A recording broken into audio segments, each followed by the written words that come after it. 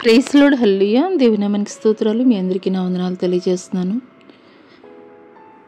ఈ యొక్క ఉదయకాల సమయంలో పరిశుద్ధాత్మ దేవుడు మనకిచ్చినటువంటి శ్రేష్టమైనటువంటి సమయాన్ని బట్టి దేవాది దేవునికి వందనాలు చెల్లిద్దాము. హల్లెలూయా.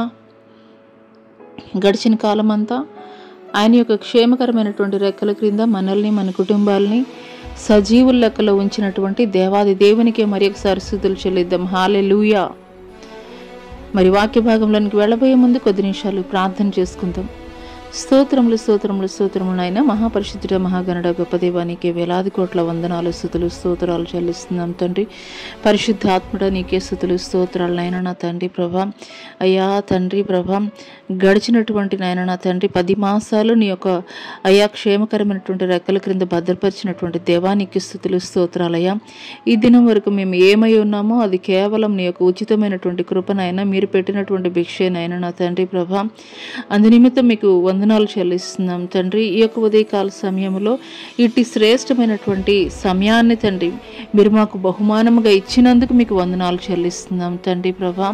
గొప్ప దేవానికి స్తుతులు స్తోత్రాలు తండ్రి ప్రభా.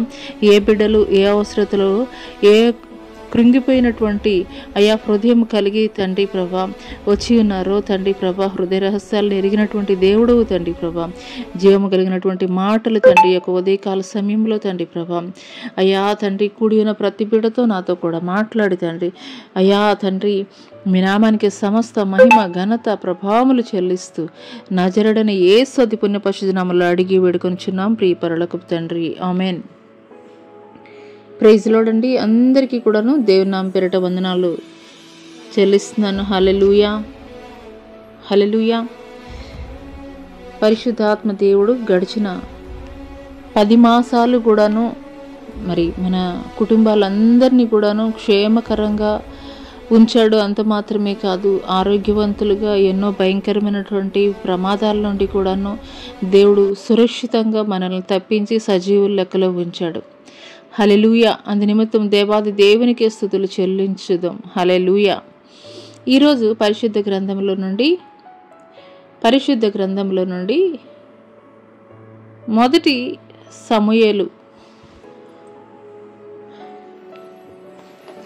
హల్లెలూయా మొదటి సమూయేలు గ్రంథము 11వ అధ్యాయము 1వ వచనం చూసుకుందామండి. వసంతకాలమున రాజులు యుద్ధమునకు బయలుదేరు సమయమున దావీదు యోవాబును అతని వారందరినీ పంపగా వారు అమ్మోనీయులను సంహరించి రబ్బా పట్టణమును ముట్టడి వేసిరి. అయితే దావీదు యెరూషలేమునందు నిలిచెను. హల్లెలూయా. ఈ కొద్ది మాటలు దేవుడు మనందరి వినికిడిలో ఆశీర్వాదకరముగా పనిచేయుచునుగాక. ఆమేన్. హల్లెలూయా. మరి ఈరోజు పరిశుద్ధ గ్రంథంలో నుండి మొదటి సమూయేలు గ్రంథము 11వ అధ్యాయం 1వ వచనంలో ఇక్కడ మరి రాయబడినటువంటి లేఖనము, వసంతకాలమున రాజులు యుద్ధమునకు బయలుదేరు సమయమున దావీదు యోవాబును అతని వారందరినీ పంపగా వారు అమ్మోనీయులను సంహరించి రబ్బా పట్టణమును ముట్టడి వేసిరి. అయితే దావీదు యెరూషలేమునందు నిలిచెను. వసంతకాలమున రాజులు యుద్ధమునకు బయలుదేరు సమయమున, రాజులు యుద్ధానికి వెళ్ళవలసినటువంటి సమయంలో ఈ దావీదు ఏం చేస్తాడంటండి, యోవాబు సైన్యాధికారి అయినటువంటి యోవాబుని అతని సైన్యాన్ని పంపించినప్పుడు ఆ యొక్క సైన్యము అమ్మోనీయులు అంటే ఒక రకంగా చెప్పాలంటే భయంకరమైనటువంటి ఉగ్రవాదులు అని చెప్పాలి. అటువంటి భయంకరమైనటువంటి మరి ఆ యొక్క అమ్మోనీయుల మీద వారు విజయం పొందుకుని రబ్బా పట్టణాన్ని ముట్టడి వేశారంట. కానీ దావీదైతే గనక యెరూషలేమునందు నిలిచిపోయినటువంటి వాడిగా ఉన్నాడు. హల్లెలూయా. ఇక్కడ యుద్ధానికి వెళ్ళవలసినటువంటి సమయంలో దావీదైతే గనక యుద్ధానికి వెళ్ళలేనటువంటి కారణంగా అతను చేయకూడనటువంటి, దేవుడి ఎదుట చేయకూడనటువంటి ఒక పాపాన్ని అయితే గనక అతను చేసినటువంటి వాడిగా, ప్రేరేపింపబడి చేసినటువంటి వాడిగా అయితే గనక ఉన్నాడు. హల్లెలూయా. అయితే ఈ యొక్క లేఖన భాగం ద్వారా దేవుడు ఈ యొక్క ఉదయకాల సమయంలో మనకి తెలియజేస్తున్నటువంటి మాట, మరి ఆధ్యాత్మికంగానే దేవుడు పరిశుద్ధ గ్రంథంలో ఏది వ్రాసినా కానీ ఆధ్యాత్మికంగానే ఆయనైతే కనుక వ్రాయిస్తాడు. మరి పూర్వకాలంలో మనం చూసుకున్నట్లయితే కనుక యుద్ధాలు ఏ రీతిగా ఉండేయనంటే కనుక ఆయుధాలతోటి యుద్ధాలు చేసేవారు. ఆ తర్వాత యుద్ధాలు ఏ రీతిగా వచ్చాయంటే కనుక న్యూక్లియర్ వార్, అంటే మనుషులు వెళ్ళి యుద్ధోపకరణాలు ధరించుకుని యుద్ధాలు చేయాల్సినటువంటి అవసరం లేదు. ఒక దేశం నుండి మరొక దేశానికి ఆ యొక్క న్యూక్లియర్ బాంబ్ అనేది వేస్తే చాలు, మరి ఆ యొక్క దేశము, ఆ యొక్క పట్టణం నాశనం అయ్యేటువంటిదిగా ఉంటుంది. అంతకి మరి అంత ఎత్తున మన యొక్క అత్యధికమైనటువంటి జ్ఞానంతోటి ఆ యొక్క ఆయుధాలను అయితే కనుక ప్రస్తుత పరిస్థితుల్లో తయారు చేస్తున్నారు. అదే రీతిగా మన శరీరంలో చూసుకున్నట్లయితే కనుక కొన్నిసార్లు మరి ప్లేట్లెట్స్ కౌంట్ పడిపోయిందని చెప్పేసి చెబుతూ ఉంటారు. ఆ ప్లేట్లెట్స్ కౌంట్స్ పడిపోవడం అని అంటే ఏంటంటే కనుక కొన్నిసార్లు మన శరీరంలో జరిగేటువంటి మార్పులు, అంటే ఆత్మ ఒకటి చెప్తుంటే శరీరం ఒకటి చెప్తుంటుంది, శరీరం ఒకటి చెప్తుంటే ఆత్మ ఒకటి చెప్తుంటుంది. అలాగూ మనలో మనకే అన్నమాట ఒక యుద్ధం జరిగేటువంటిదిగా ఉంటుంది. పాత నిబంధన గ్రంథంలో చూసుకున్నట్లయితే కనుక ఈ యొక్క ఫిజికల్ వార్ఫేర్ ఏ రీతిగా ఉన్నదని అంటే కనుక ఒక దావీదు ఒడిసెల రాయి ద్వారా గొల్యాతునైతే కనుక చంపడం జరిగింది.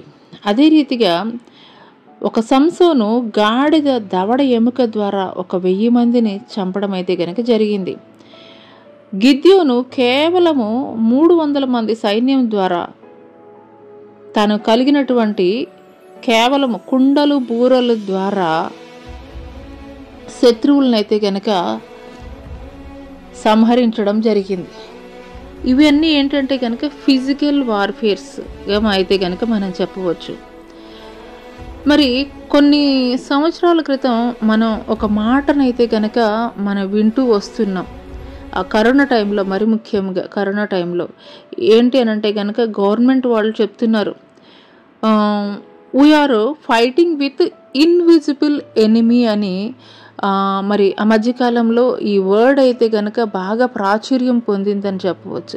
ఎందుకంటే ఆ కరోనా వైరస్ ఏ రీతిగా సంభవిస్తుందో, ఏ రీతిగా ఎవరికి అటాక్ అవుతుందో అనే విషయం అయితే కనుక కాదు.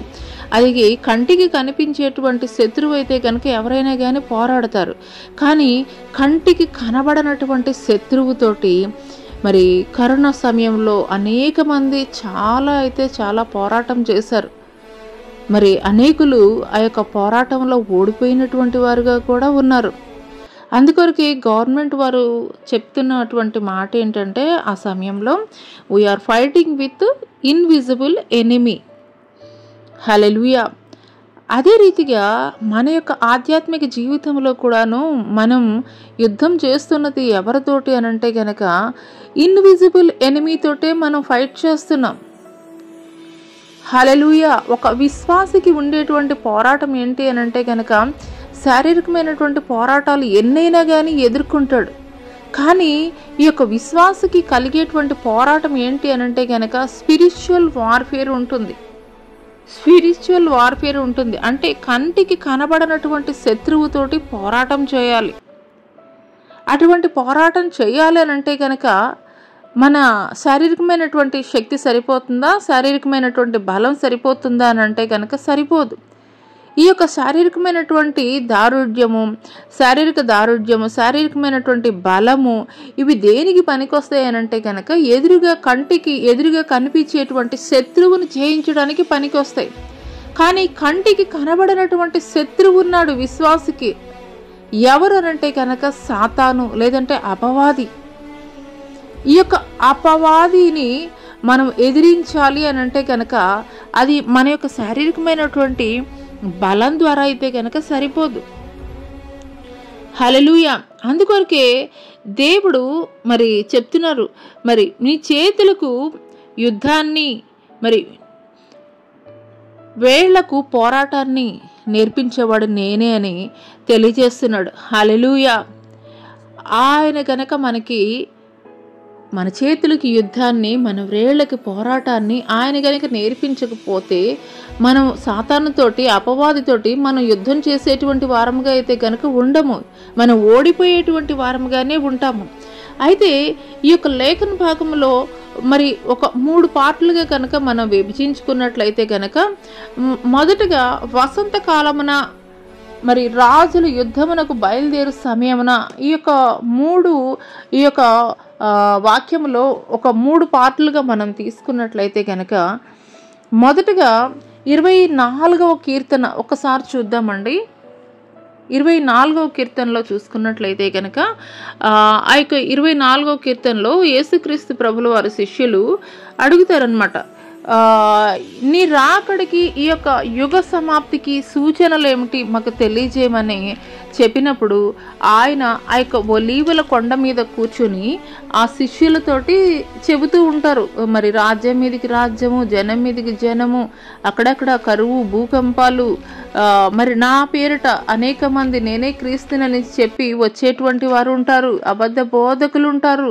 ఇలాగ అనేకమైనటువంటి విషయాలు, చాలా విషయాలు కూడాను ఆ శిష్యులతోటి దేవుడు చెబుతూ ఉంటారు. చెబుతూనే అందులో మరి ఈరోజు మన వాక్య భాగానికి కావలసినటువంటి విషయాన్ని కూడాను ఆయన తెలియజేశారు. అది ఏంటంటే 32వ వచనం కనుక మనం చూసుకున్నట్లయితే, అంజూరపు చెట్టును చూసి ఒక ఉపమానం నేర్చుకొనుడి. అంజూరపు కొమ్మ లేతదై చిగురించినప్పుడు వసంతకాలం ఇంకా సమీపముగా ఉన్నదని మీకు తెలియను. ఆ ప్రకారమే మీరు ఈ సంగతులన్నీ జరుగుడు చూచినప్పుడు ఆయన సమీపమునే ద్వారము దగ్గరనే ఉన్నాడని మీరు తెలుసుకొనుడి. హల్లెలూయా. ఇక్కడ మరి స్పిరిచువల్గా మనం చూసుకున్నట్లయితే ఈ యొక్క వసంతకాలం అనేది ఈ యొక్క లోకానుసారమైనటువంటి వసంత కాలానికి సంబంధించింది కాదండి.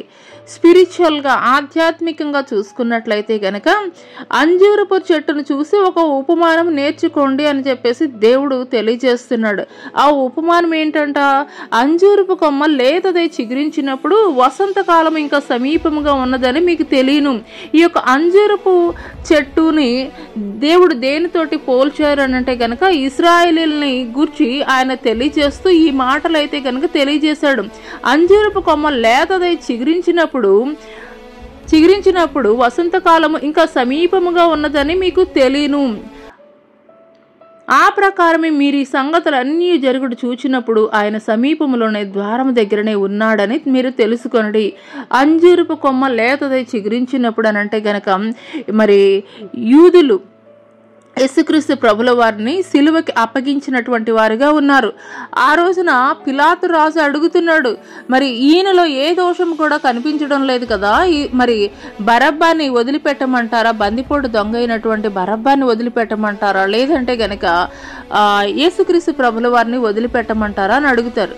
అంటే ఇప్పుడు మన జైల్స్లో ఉన్నటువంటి ప్రిజనర్స్కి ఇచ్చే ప్రభుత్వ అవకాశం ఏంటంటే ఆగస్టు 15న కానీ జనవరి 26న కానీ సత్ప్రవర్తన కలిగినటువంటి వారిని విడిచిపెట్టేటువంటి ఒక అవకాశం అయితే గనక ఉంటుంది. అదే రీతిగా మరి అక్కడ ఆ యొక్క పస్కా పండుగ రోజున జరిగేటువంటి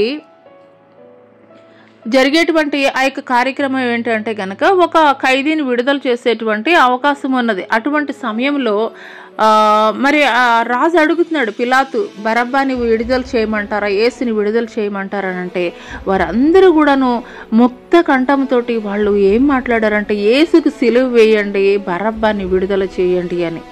హల్లెలూయా. అప్పుడు ఆ యొక్క పిలాతు మరి యేసుక్రీస్తు ప్రభుల వారు నిర్దోషులు అని ఎరిగినటువంటి వాడై మరి తన చేతులు కడుక్కుంటున్నాడు. ఆ యొక్క దోషము నా మీదికి, నా పిల్లల మీదికి రాకుండాను గాక అని చేతులు కడుక్కున్నప్పుడు వారేం మాట్లాడుతున్నారంటే యూదులు ఆ యొక్క శాపం ఏదో మా మీదికి, మా పిల్లల మీదికి మరి వచ్చినా కానీ పర్వాలేదని చెప్పేసి వారు మాట్లాడినప్పుడు అదే రీతిగా మరి ఆ తర్వాత కాలంలో వచ్చినటువంటి టైటస్ సీజర్ అనేటువంటి చక్రవర్తి భయంకరమైనటువంటి ఊచకోత ద్వారా ఆ యొక్క యూదులందరినీ కూడాను చంపివేసినప్పుడు వారు తరుమబడినటువంటి వారిగా ఉన్నారు. అనేక మంది మరి ప్రపంచం నలుమూలలకి పారిపోయినటువంటి వారిగా ఉన్నారు. అటువంటి సమయంలో మరి ఇజ్రాయేలు అనేది లేదు, అసలు తుడిచిపెట్టేయాలి ఈ యొక్క ప్రపంచ పటంలో అని అనుకుంటున్నటువంటి తరుణంలో దేవుడు యొక్క ప్రణాళిక, దేవుని యొక్క ఉచితమైనటువంటి కృప ఆ యొక్క దేశం మీద ఉంది. దేవుని యొక్క జనాంగము, ఆ యొక్క యూదులు, దేవుని ప్రజలు, వారు దేవుని చిత్తాన్ని ఎప్పుడు కూడాను మరి నిర్వీర్యం చేసేటువంటి ఆ యొక్క గొప్ప శక్తి మనుషులకైతే కనుక లేదు. అదే రీతిగా మరి 1948వ సంవత్సరంలో మనకి 1947వ సంవత్సరంలో మనకి స్వాతంత్రం వస్తే మనకి వచ్చినటువంటి నెక్స్ట్ ఇయర్ అంటే 1948వ సంవత్సరంలో ఈ యొక్క ఇజ్రాయేలీలకి స్వాతంత్రాన్ని ప్రకటించడం అయితే గనక జరిగింది. ఆనాటి నుండి మరి ప్రపంచ నలుమూలలా ఉన్నటువంటి యూదా ప్రజలందరూ కూడాను ఆ యొక్క దేశానికి చేరుకోవడం జరిగింది. నేటికి కూడా ఇంకా అనేక మంది ప్రపంచ నలుమూలలా ఉన్నటువంటి ప్రజలు కూడా ఇంకనూ చేరుతూనే ఉన్నారు. అందుకొరకే దేవుడు ఈ యొక్క అంజూరపు చెట్టుని ఇజ్రాయేలీలకి సాదృశ్యంగా దేవుడైతే గనక మాట్లాడడం జరిగింది. అంజూరపు చెట్టు చిగురు అనంటే గనక, చిగురు వేయడం అనంటే గనక మరలా వారి యొక్క దేశాన్ని వారు స్వతంత్రించుకున్నటువంటి వారిగా ఉన్నారు. 1948వ సంవత్సరంలో అది జరిగిపోయి కూడా చాలా సంవత్సరాలు అయిపోయింది. ఇంకను కూడాను మరి ఈ యొక్క యేసుక్రీస్తు ప్రభుల వారు ఏవైతే క్రియలు కార్యాలు చెప్పారో అవన్నీ కూడా నేడు జరుగుతూనే ఉన్నాయి, చూస్తూనే ఉన్నాము. మరి ఇవన్నీ జరుగుతున్నప్పుడు మీరు తెలుసుకోవాల్సింది ఏమిటి అనంటే గనక, ద్వారము దగ్గరే ఉన్నాను అనేటువంటి విషయాన్ని అయితే కనుక మీరు మర్చిపోవద్దని దేవుడు తెలియజేస్తున్నాడు. హల్లెలూయా, హల్లెలూయా. అయితే దేవుని యొక్క రాకడ సమీపముగా ఉన్నది. దేవుని యొక్క రాకడ బహు సమీపముగా ఉన్నది. బహు సమీపముగా ఉన్నప్పుడు మరి మనం చేయవలసింది ఏంటి అనంటే కనుక, మనలో దేవునికి ఇష్టం లేనటువంటి ప్రతి విధమైనటువంటి కార్యాలని కూడా మనం విడిచిపెట్టేటువంటి వారముగా ఉండాలి. ఎందుకొరకు అనంటే కనుక మరి పేతురు రాసినటువంటి మొదటి పత్రిక ఒకసారి చూసుకున్నట్లయితే కనుక, పేతురు రాసినటువంటి మొదటి పత్రిక ఒకసారి చూద్దామండి. పేతురు రాసినటువంటి మొదటి పత్రిక 2వ అధ్యాయము 9వ వచనం కనుక మనం చూసుకున్నట్లయితే, అయితే మీరు చీకటిలో ఉండి ఆశ్చర్యకరమైన తన వెలుగులోనికి మిమ్మల్ని పిలిచిన వాని గుణాతిశయములను ప్రచురం చేయ నిమిత్తము ఏర్పరచబడిన వంశమును, రాజులైన యాజక సమూహమును, పరిశుద్ధ జనమును, దేవుని సొత్తైన ప్రజలై ఉన్నారు. ఎవరండి మనము? లోకములో నుండి, పాపములో నుండి ప్రత్యేకపరుచుకున్నాడు దేవుడు. ఆయన స్వరక్తం ఇచ్చి మనల్ని ప్రత్యేకపరుచుకున్నాడు. అందుకొరకే దేవుడు ఏమని పిలుస్తున్నారు? మీరు చీకటిలో నుండి ఆశ్చర్యకరమైన తన వెలుగులోనికి మిమ్మల్ని పిలిచిన వాని గుణాతిశయములను ప్రచురము చేయు నిమిత్తము, ఆయన యొక్క గుణాతిశయములను ప్రచురం చేయ నిమిత్తము ఏ విధంగా ఆయన మనల్ని ఏర్పరచుకున్నారంటండి? ఏర్పరచబడిన వంశమును, రాజులైన యాజక సమూహమును, పరిశుద్ధ జనమును, దేవుని సొత్తైన ప్రజలై ఉన్నారు. మరి విశ్వాసులు, క్రైస్తవులు అనంటే కనుక ఏదో ఆషామాషి కాదండి. ఎంత శక్తిమంతులు అనేటువంటి విషయాన్ని అయితే కనుక దేవుడు తెలియజేస్తున్నాడు. మనం ఎవరమని చెప్తున్నారండి? రాజు యొక్క కుమార్తెలు, కుమారులము, ఆయన సొత్తైనటువంటి ప్రజలుగా మనం ఉన్నాము. కాబట్టి మనమేదో అనాథలం అని చెప్పేసి దేవుడు తెలియజేయట్లేదు, కానీ ఆయన సొత్తైనటువంటి ప్రజలు అని చెప్పేసి దేవుడు తెలియజేస్తున్నాడు. రాజు యొక్క కుమార్తెలు, కుమారులు ఏ రీతిగా ఉండాలండి? రాజుకు తగినటువంటి టీవీగానే ఉండాలి. ఆ యొక్క మరి యాటిట్యూడ్ కానీ, హుందాతనం కానీ సమస్తము కూడా అదే రీతిగా ఉండాలి. మరి ఈ యొక్క ఉదయకాల సమయంలో పరిశుద్ధాత్మ దేవుడు నిన్ను అడుగుతున్నాడు, నీ దేవుడు, నీ యొక్క రాజు యేసుక్రీస్తు ప్రభుల వారైతే ఆయన యొక్క కుమారుడు అయినటువంటి నీవు రాజుకు తగినట్టుగా, రాజు కుమారుడు కుమార్తెకి తగినటువంటి జీవితాన్ని నువ్వు కలిగి ఉంటున్నావా? ఏ రీతిగా ఉంటున్నావు? రాజు మరి ఆ యొక్క మహల్లో ఉండేటువంటి వారు ఎంతో హుందాతనంగా ఉంటారు.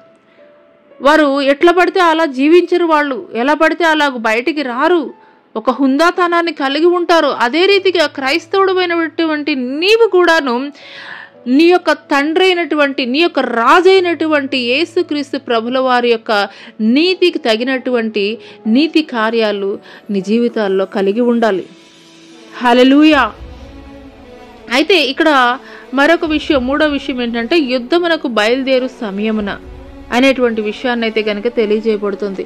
యుద్ధము అంటే మనం ఏమనుకున్నామండి, లోక సంబంధమైనటువంటి క్రైస్తవులు అని పిలువబడేటువంటి ప్రతి ఒక్కరికి, లేదంటే విశ్వాసులు అని పిలువబడేటువంటి ప్రతి ఒక్కరికి కూడాను ఉండేటువంటి యుద్ధం ఏమిటి అని అంటే కనుక మరి స్పిరిచువల్ వార్ఫేరే ఉంటుంది. ఆత్మ సంబంధమైనటువంటి యుద్ధాలే ఉంటాయి. అంతేగాని ఫిజికల్గాను ఉండేటువంటి యుద్ధాలలో అవి వాళ్ళకి పెద్ద కౌంటబుల్ ఏమీ కాదు. ఉండేటువంటి యుద్ధం ఏంటంటే కనుక స్పిరిచువల్ వార్ఫేరే కలిగి ఉంటారు. హల్లెలూయా. ఈ యొక్క స్పిరిచువల్ వార్ఫేర్లో ఉన్నటువంటి వారు మరి సర్వాంగ కవచాలని ధరించుకునేటువంటి వారుగా ఉండాలి. సర్వాంగ కవచాలని ధరించుకున్నటువంటి వారుగా ఉన్నప్పుడు మాత్రమే ఆ యొక్క స్పిరిచువల్ వార్ఫేర్ని మరి జయించగలిగేటువంటి వారుగా ఉంటారు. ఎందుకొరకనంటే గనక మీ విరోధి అయినటువంటి అపవాది ఎవరిని మృంగివేయదమా అని గర్జించు సింహం వలె లోకములో సంచారం చేస్తున్నాడంట, ఎవరిని మృంగివేయదమా అని చెప్పేసి. హల్లెలూయా. అదే రీతిగా ఈ యొక్క అంత్యకాల దినాల్లో కూడాను అపవాది ఎవరిని చెరపట్టుకుని పోవాలా అని చెప్పేసి ఎదురు చూస్తూ ఉన్నాడు.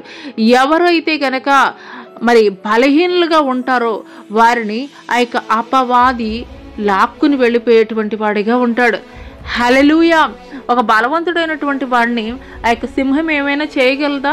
మరి ఒక దావీదుని చూసుకున్నట్లయితే, లేదంటే ఒక సంసోన్ను చూసుకున్నట్లయితే గనక ఒక సింహము లేదంటే గనక ఒక ఎలుగుబంటి వచ్చినప్పుడు మరి సింహం యొక్క దవడని చీల్చివేసినటువంటి వాడిగా ఉన్నాడు. హల్లెలూయా.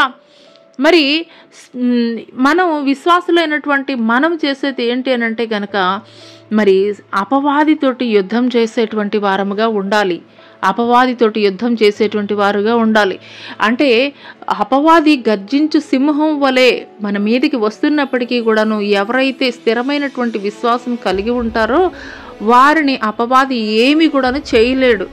మరి సర్వాంగ కవచాలని మనం ధరించుకునేటువంటి వారముగా ఉండాలి. ఎందుకొరకు అనంటే కనుక మరి ఎఫెసీయులకు రాసినటువంటి పత్రిక 6వ అధ్యాయము 12వ వచనం నుండి గనుక మనం చూసుకున్నట్లయితే, ఏలయనగా మనం పోరాడున్నది శరీరులతో కాదు గాని ప్రధానులతోనూ అధికారులతోనూ ప్రస్తుత అంధకార సంబంధులకు లోకనాథులతోనూ ఆకాశ మండలమందున దురాత్మ సమూహములతోనూ పోరాడుచున్నాము. అందుచేతను మీరు ఆపద్దినమందు వారిని ఎదిరించుటకును సమస్తమును నెరవేర్చిన వారిని నిలవబట్టుకును శక్తిమంతులు అగుడంట్లు దేవుడిచ్చి సర్వాంగ కవచములను ధరించుకొనుడి. ఏలాగనగా మీ నడుమునకు సత్యమును దట్టి కట్టుకొని నీతి అను మైమరువు తొడుగుకొని పాదములకు సమాధాన సువార్త వలన సిద్ధ మనసును జోడు తొడుక్కొని నిలువబడ్డి ఇవన్నీ కాక విశ్వాసమను డాలు పట్టుకొనుడి. దానితో మీరు దుష్టుని అగ్నిబాణములన్నిటిని ఆర్పుటకు శక్తిమంతులవుదురు. మరియు రక్షణ అయిన శిరస్త్రాణమును దేవుని వాక్యమును ఆత్మ ఖడ్గమును ధరించుకొనుడి. హల్లెలూయా. హల్లెలూయా. ఇక్కడ 6 రకాలైనటువంటి మరి స్పిరిచువల్ వెపన్స్ గురించి అపోస్తలుడైనటువంటి పౌలు గారు తెలియజేస్తున్నాడు. ఎందుకొరకు ఈ యొక్క స్పిరిచువల్ వెపన్స్ని మనం ధరించుకోవాలనంటే గనక మరి ఈ యొక్క 12వ వచనంలో తెలియజేస్తున్నాను, మనం పోరాడేది ఈ శరీరాలతో కాదు కానీ ప్రధానులతోనూ అధికారులతోనూ ప్రస్తుత అంధకార సంబంధులకు లోకనాథులతోనూ ఆకాశ మండలమందున దురాత్మ సమూహాలతోటి పోరాడుచున్నాం. మన యొక్క వార్ఫేర్ ఏంటండి? స్పిరిచువల్ వార్ఫేర్, ఆత్మ సంబంధమైనటువంటి యుద్ధము మనం చేస్తున్నాం. ప్రతి విశ్వాసికి కలిగి ఉండేటువంటి యుద్ధం ఏంటంటే కనుక ఆత్మ సంబంధమైనటువంటి యుద్ధము. ఆ యొక్క యుద్ధంలో నువ్వు జయించాలి అనంటే కనుక నువ్వు కలిగి ఉండవలసినటువంటి ఆయుధాలు ఏంటి అనే విషయం అయితే కనుక తెలియజేస్తున్నాడు. 6 రకాలైనటువంటి ఆయుధాలని గురించి ఇక్కడ అపోస్తలుడైనటువంటి పౌలు గారు తెలియజేస్తున్నాడు. మరి ఒక చిన్న ఉదాహరణ కనుక మనం చూసుకున్నట్లయితే, మరి యుద్ధ భూమిలో ఉన్నటువంటి ఒక వ్యక్తి, ఒక సైనికుడు ఎల్లప్పుడూ కూడాను తన మరి దుస్తుల మీద ఆయుధాలను ధరించుకునే ఉంటాడు. తను నిద్రపోతున్న సమయంలో కూడాను ఆ యొక్క మరి ఆయుధాలను ధరించుకునే ఉంటాడు. ఎందుకొరకనంటే కనుక శత్రువు ఎటువైపు నుండి ఏ సమయంలో వస్తాడో తెలియదు. రిలాక్స్గా నిద్రపోవడానికి కూడాను బోర్డర్లో ఉన్నటువంటి ఒక సైనికుడికి అవకాశం లేదు. ఎందుకొరకనంటే కనుక శత్రువు ఏ సమయంలో ఎప్పుడు ఎలా వస్తాడో, ఎప్పుడు ఎలా అటాక్ చేస్తాడో తెలియదు. ఎప్పుడు అటాక్ చేసినా కానీ వెంటనే అతను ఎదిరించడానికి అతని యొద్ద ఎప్పుడు కూడాను ఆయుధాలని కలిగే ఉంటాడు. హల్లెలూయా. అదే రీతిగా విశ్వాస అయినటువంటి మనము కూడాను ఆత్మ సంబంధమైనటువంటి యుద్ధోపకరణాలని మనం కూడాను ఎప్పుడు ధరించుకునేటువంటి వారముగా ఉండాలి. ఇక్కడ యేసుక్రీస్తు ప్రభుల వారు మరి ఒక ఎగ్జాంపుల్ అని చెప్పేసి మనకి చెప్పవచ్చు. ఎందుకొరకు అనంటే కనుక యెహోషువ ఆ యొక్క యెరికోలో ఉన్నప్పుడు మరి ఒక దూత అయితే గనక కత్తి దూసి నిలబడి ఉండటం అయితే గనక చూశాడు. చూసినప్పుడు అతను అడుగుతున్నాడు, నీవు ఎవరి తరపు, మా శత్రువుల తరపా లేదంటే కనుక మా తరపున అని చెప్పేసి యెహోషువకి డౌట్ వచ్చి మరి అడుగుతున్నాడు, నువ్వు ఎవరి తరపున నిలబడి ఉన్నావు అని చెప్పేసి అడుగుతున్నాడు. 5వ అధ్యాయము 13వ వచనం కనుక మనం చూసుకున్నట్లయితే 13 నుండి 15 వరకు, యెహోషువ యెరికో ప్రాంతం ఉన్నప్పుడు అతడు కనులెత్తి చూడగా దూసిన కత్తి చేత పట్టుకుని ఉన్న ఒకడు అతని ఎదుట నిలిచి ఉండెను.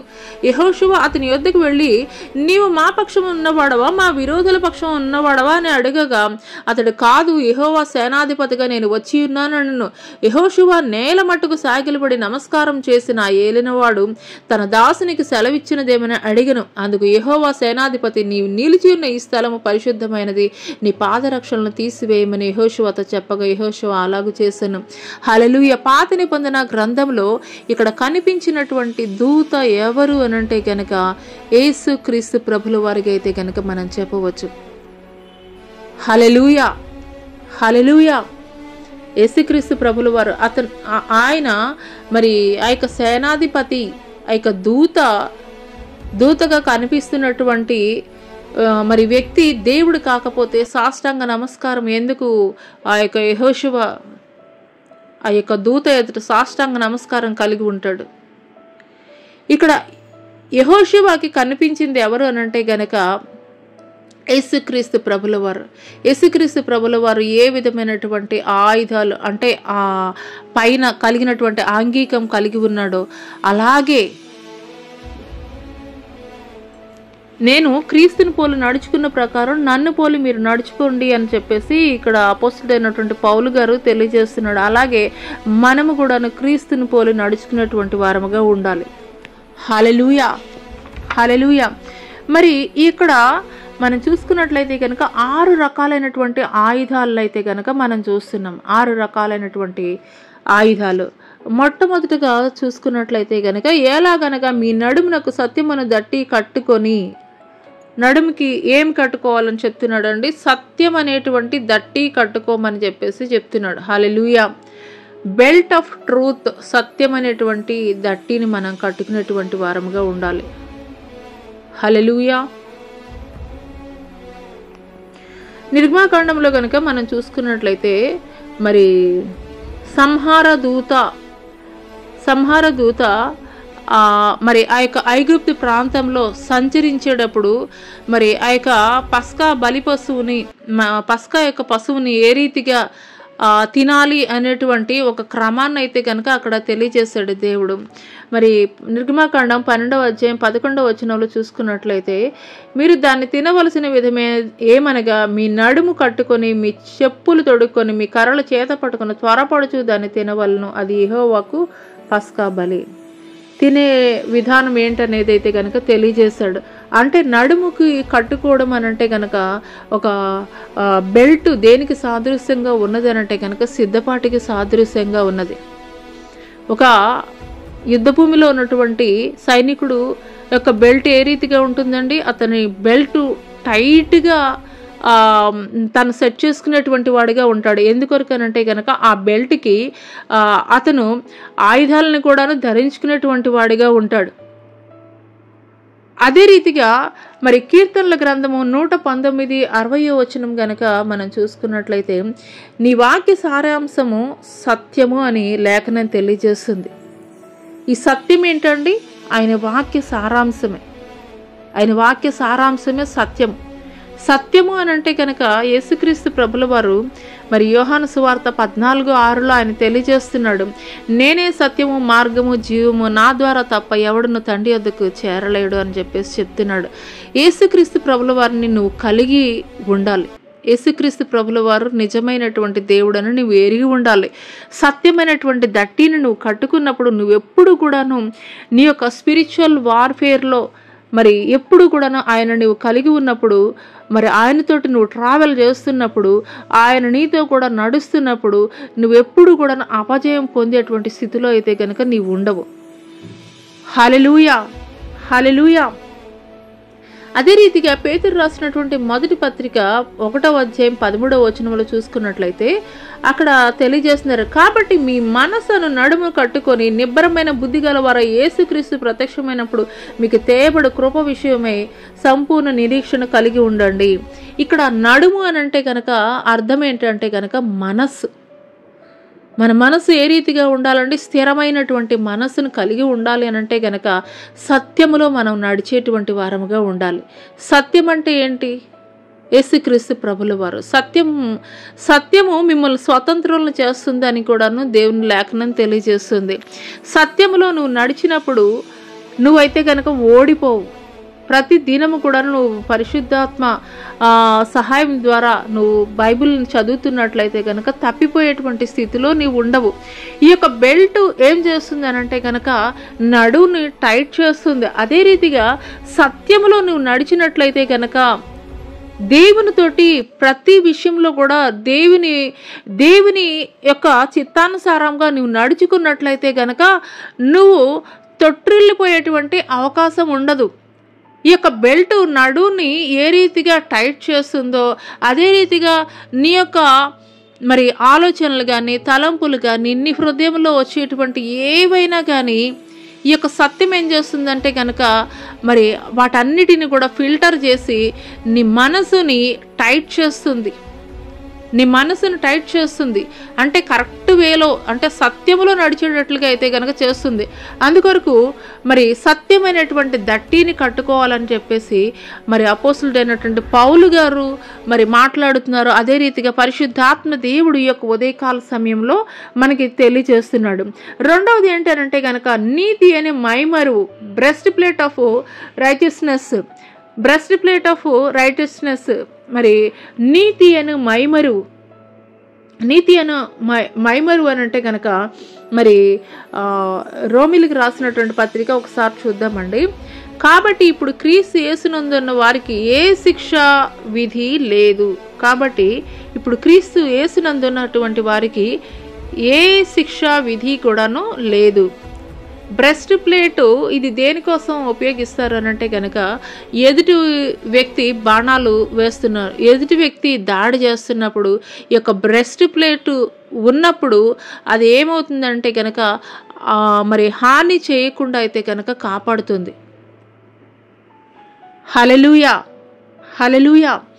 ఈ యొక్క బ్రెస్ట్ ప్లేట్ని మనం కలిగి ఉండేటువంటి వారముగా ఉండాలి. ఈ యొక్క బ్రెస్ట్ ప్లేట్ నీతి అను మైమరువు, ఈ యొక్క నీతి అనేటువంటి మైమరువు ఏ రీతిగా మనం పొందుకోగలమనంటే కనుక మన యొక్క నీతి కార్యాలు, లేదంటే కనుక మనం చేసేటువంటి మంచి కార్యాలు, లేదంటే కనుక మరి కొంతమంది చేస్తుంటారు పుణ్యకార్యాలు చేయడం ద్వారా మరి మేము చేసినటువంటి యొక్క దోషం అంతా కూడాను కొట్టివేయబడుతుంది అని చాలామంది అనుకుంటూ ఉంటారు. కానీ ఎలాగ అది పొందుకోగలము, నీతి అనేటువంటి మైమరుని ఎలాగ పొందుకోగలము అని అంటే కనుక క్రీస్తు యేసునందున్న వారికి ఏ శిక్షా విధి లేదు.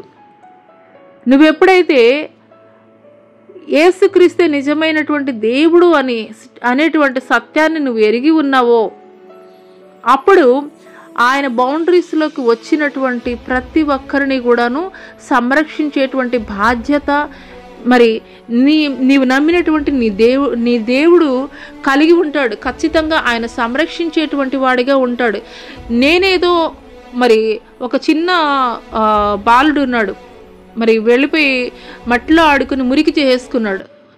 మరి ఆ బాలుడు వెళ్ళి ఆ యొక్క మరి షర్ట్ని నీట్గా చేసుకుందామని చెప్పేసి అనుకుంటే అతను చేసుకోగలడా?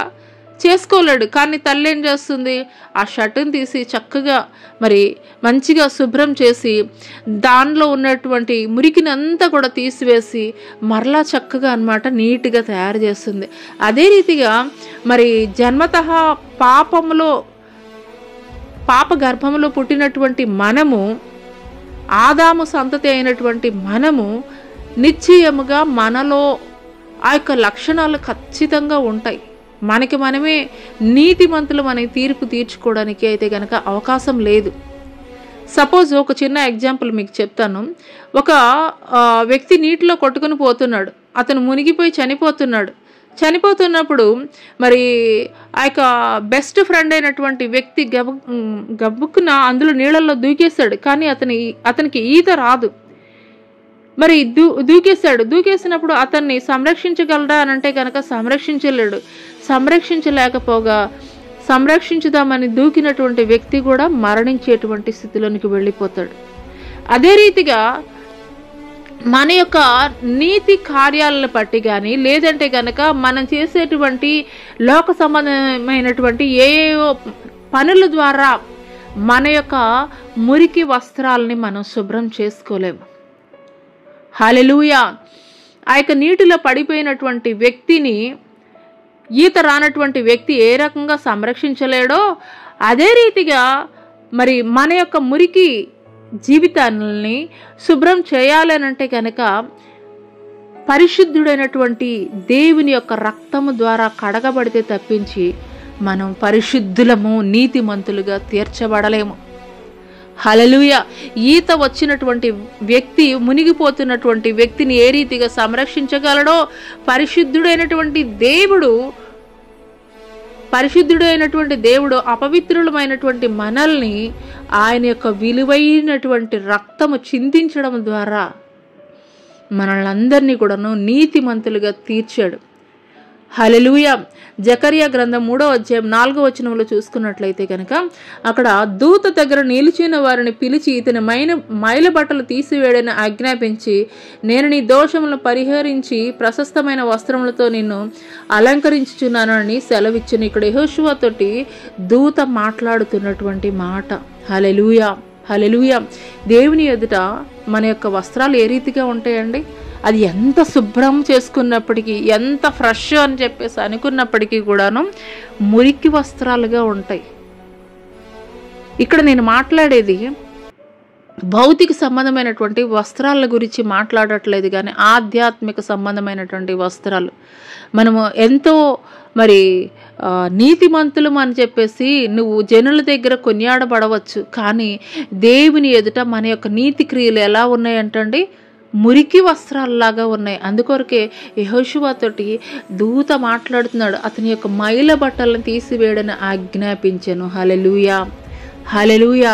కాబట్టి ఆయన రక్తములో ఉదుకుకుంటే తప్పించి, ఆయన రక్తములో, అందుకొరకే బెత్షెబాతోటి పాపం చేసిన తర్వాత 51వ కీర్తన అంతా కూడాను దావీదు మొర్రపెడుతూనే ఉంటాడు దేవుడికి, అయ్యా హిమం కంటే తెల్లగా చేయయ్యా, హేమము కంటే తెల్లగా చేయయ్యా, నీ యొక్క ఆత్మని నా ఎద్దు నుండి తీసివేయద్దయ్యా అని చెప్పేసి ఎంతగానో పశ్చాత్తాపడుతూ కన్నీరు కారుస్తూ, ఎందుకంటే దేవునికి దూరంగా ఉండి ఏమి కూడా మనం చేయలేమండి. హల్లెలూయా, హల్లెలూయా.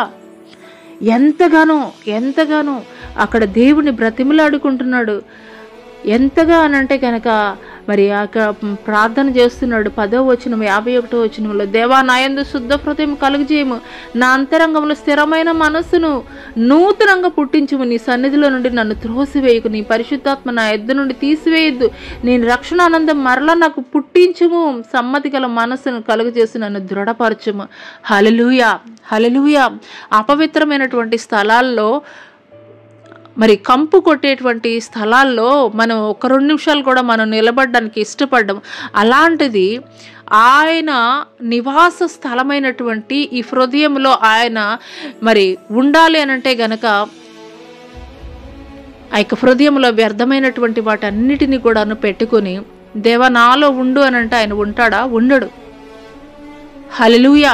నువ్వెప్పుడైతే దేవుని సన్నిధికి వచ్చి, అయ్యా నా యొక్క పొరపాట్లన్నిటినీ కూడా క్షమించు, మరి నేను నీ సన్నిధిలో నేను ఒప్పుకుంటున్నానని చెప్పేసి పశ్చాత్తాపడి నువ్వు ప్రార్థన చేసుకుంటావో దేవుడి సన్నిధిలో, అప్పుడు దేవుడు నిన్ను నీతిమంతుడిగా మారుస్తాడు. హల్లెలూయా.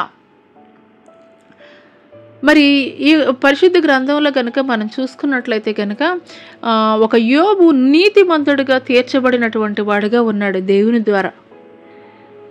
ఒక యోబు అయితే గనక నీతిమంతుడిగా తీర్చబడినటువంటి వాడిగా ఉన్నాడు. యోబు గ్రంథంలో గనక మనం చూసుకున్నట్లయితే యోబు గ్రంథం 1వ అధ్యాయంలోనే ఊజు దేశమునందు యోబు అని ఒక మనుషుడుండెను, అతడు యథార్థవంతుడును న్యాయవంతుడునై దేవుని యందు భయభక్తులు కలిగి చెడుతనము విసర్జించినవాడు. హల్లెలూయా. చెడుతనాన్ని విసర్జించినవాడు, యథార్థవంతుడు నీతివంతుడని దేవుని ద్వారానే సాక్ష్యం పొందినటువంటి వాడిగా ఉన్నాడు. హల్లెలూయా. నీవు మనుషుల దృష్టిలో మరి నీతిమంతుడివి యథార్థవంతుడు అని పిలిపించుకోవడం కాదు, కానీ ఒక విశ్వాసి, ఒక క్రైస్తవుడు నీతిమంతుడిగా ఎవరి ద్వారా పిలువబడాలి అంటే గనక నీవు నమ్మినటువంటి దేవుని ద్వారా నువ్వు సాక్ష్యం పొందుకోవాలి. నువ్వు నమ్మినటువంటి దేవుడు మాత్రమే నిన్ను నీతిమంతుడిగా తీర్చగలడు. హల్లెలూయా. ఆ తర్వాత 3వది ఏంటంటే కనుక సిద్ధ మనసును జోడు, shoes of the gospel of peace. Hallelujah. ఈ షూస్ దేనికి సాదృశ్యంగా ఉంటాయనంటే కనుక ఒక వ్యక్తి ఎవరైనా కానీ మరి షూసో లేదంటే కనుక చెప్పులో వేసుకున్నారనుకోండి, వాళ్ళు ఇంట్లో కూర్చుంటారా? కూర్చోరు. బయటికి వెళ్తున్నారు అనేటువంటి సంకేతం అయితే కనుక తెలియజేయబడుతుంది. అదే రీతిగా మరి ఇక్కడ దేవుడు తెలియజేస్తున్నాడు ఏంటంటే కనుక సిద్ధ మనసు అనేటువంటి జోడు మనం తొడుక్కునేటువంటి వారముగా ఉండాలి. సిద్ధ మనసు అనేటువంటి జోడుని మనం తొడుక్కునేటువంటి వారముగా ఉండాలి. ఇందాక మనం చూసుకున్నట్లుగాను ఈ యొక్క పస్కా పండుగలో దేవుడు మరి సిద్ధ మనసు అనేటువంటి జోడుని కూడా తొడుక్కోమని చెప్పినటువంటి వాడిగా ఉన్నాడు. ఆ పస్కా పశువుని తినవలసినటువంటి విధానము, మరి మీ చెప్పులు తొడుగుకొని మీ కర్రలు చేత పట్టుకున్న త్వరపడుచు దాన్ని తినవలన అంటే ఎప్పుడు దేవుడు రెడీ, మీరు మూవ్ అయిపోవాలి అని చెప్పేసి మరి మీ చెప్తే వెంటనే ఆర్డర్ని రిసీవ్ చేసుకునేటువంటి స్థితిలో ఉండాలి అన్నట్లుగా అయితే కనుక అక్కడ ఆ యొక్క పాత నిబంధన గ్రంథంలో తెలియజేశాడు. ఈ యొక్క నూతన నిబంధన గ్రంథంలో కూడాను దేవుడు తెలియజేస్తున్నటువంటి మాట ఏంటి అనంటే కనుక ఆయన యొక్క రాకడ సూచనలు అన్నీ కూడా మనం చూస్తూనే ఉన్నాము. మరి ఏ క్షణమో ఏ గడియో తెలియదు, దొంగ వలె వస్తాడని చెప్పేసి దేవుడు తెలియజేస్తున్నాడు. కాబట్టి మనము ఏ రీతిగా ఉండాలనంటే కనుక సిద్ధ మనసు అనేటువంటి జోడుని మనం తొడుక్కునేటువంటి వారముగా ఉండాలి. హల్లెలూయా. హల్లెలూయా. మరి ఒక స్టెఫను యొక్క జీవితాన్ని గనక మనం చూసుకున్నట్లయితే కనుక స్టెఫను మరి సన్హెరిద్దీన్ సభ అంటే కనుక ఒక అసెంబ్లీ అని చెప్పవచ్చు. అటువంటి జ్ఞానవంతులు ఉండేటువంటి ఆ యొక్క సభలో జ్ఞానవంతులైనటువంటి వారితోటి స్టెఫను మాట్లాడుతున్నప్పుడు వారు ఆశ్చర్యానికి గురైనటువంటి వారుగా ఉన్నారు. ఇంత జ్ఞానం ఇతనికి ఎక్కడి నుండి వచ్చిందని చెప్పేసి వారు ఆశ్చర్యపోయారంట. అంత మాత్రమే కాదు, మరి ఆ యొక్క స్టెఫను మాట్లాడుతున్నప్పుడు అతని ముఖం చూసినప్పుడు దేవదూత ముఖం వలె వారికి కనిపించిందని లేఖనం తెలియజేస్తుంది. హల్లెలూయా. హల్లెలూయా. అంత మాత్రమే కాదు, మరి దేవుని పక్షంగా మాట్లాడుతున్నప్పుడు ఆ యొక్క యూదులలో ఎంతో రోషం పౌరుషం కలిగి రాళ్లతోటి చంపాలని చెప్పేసి వాళ్ళు రాళ్ళు ఎత్తినప్పుడు మరి స్టెఫన్ అయితే కనుక చూస్తున్నాడు. ఆకాశం తెరువుబట్టి మరి సింహాసనం మీద తండ్రి కుడి పార్శ్వమున యేసుక్రీస్తు ప్రభుల వారు నిలిచి ఉండటం చూస్తున్నట్లుగైతే కనుక లేఖనం తెలియజేస్తుంది. వారు కొడుతూనే ఉన్నారు. ఆ యొక్క మరి రాళ్ల దెబ్బలు తింటూనే తండ్రి వీరిని క్షమించు అని చెప్పేసి మరి ఆ యొక్క స్టెఫన్ అయితే మాట్లాడుతున్నాడు. నిజమైనటువంటి క్రైస్తవుడు దేవుణ్ణి పోలి నడుచుకుంటాడు, క్రీస్తుని పోలి నడుచుకుంటాడు. మరి ఒక పౌలు మాట్లాడినట్లుగా నేను క్రీస్తుని పోలి నడుచుకున్న ప్రకారం నన్ను పోలి మీరు నడుచుకోండి అని ఒక అపోస్తులుడు అయినటువంటి పౌలు గారు మాట్లాడారు. ఒక స్టెఫన్ కూడాను అదే రీతిగా క్రీస్తుని పోలి నడుచుకున్నటువంటి వాడిగా ఉన్నాడు. రాళ్లతోటి కొడుతున్నటువంటి సమయంలో కూడాను ఆ యొక్క దర్శనాన్ని చూస్తున్నాడు.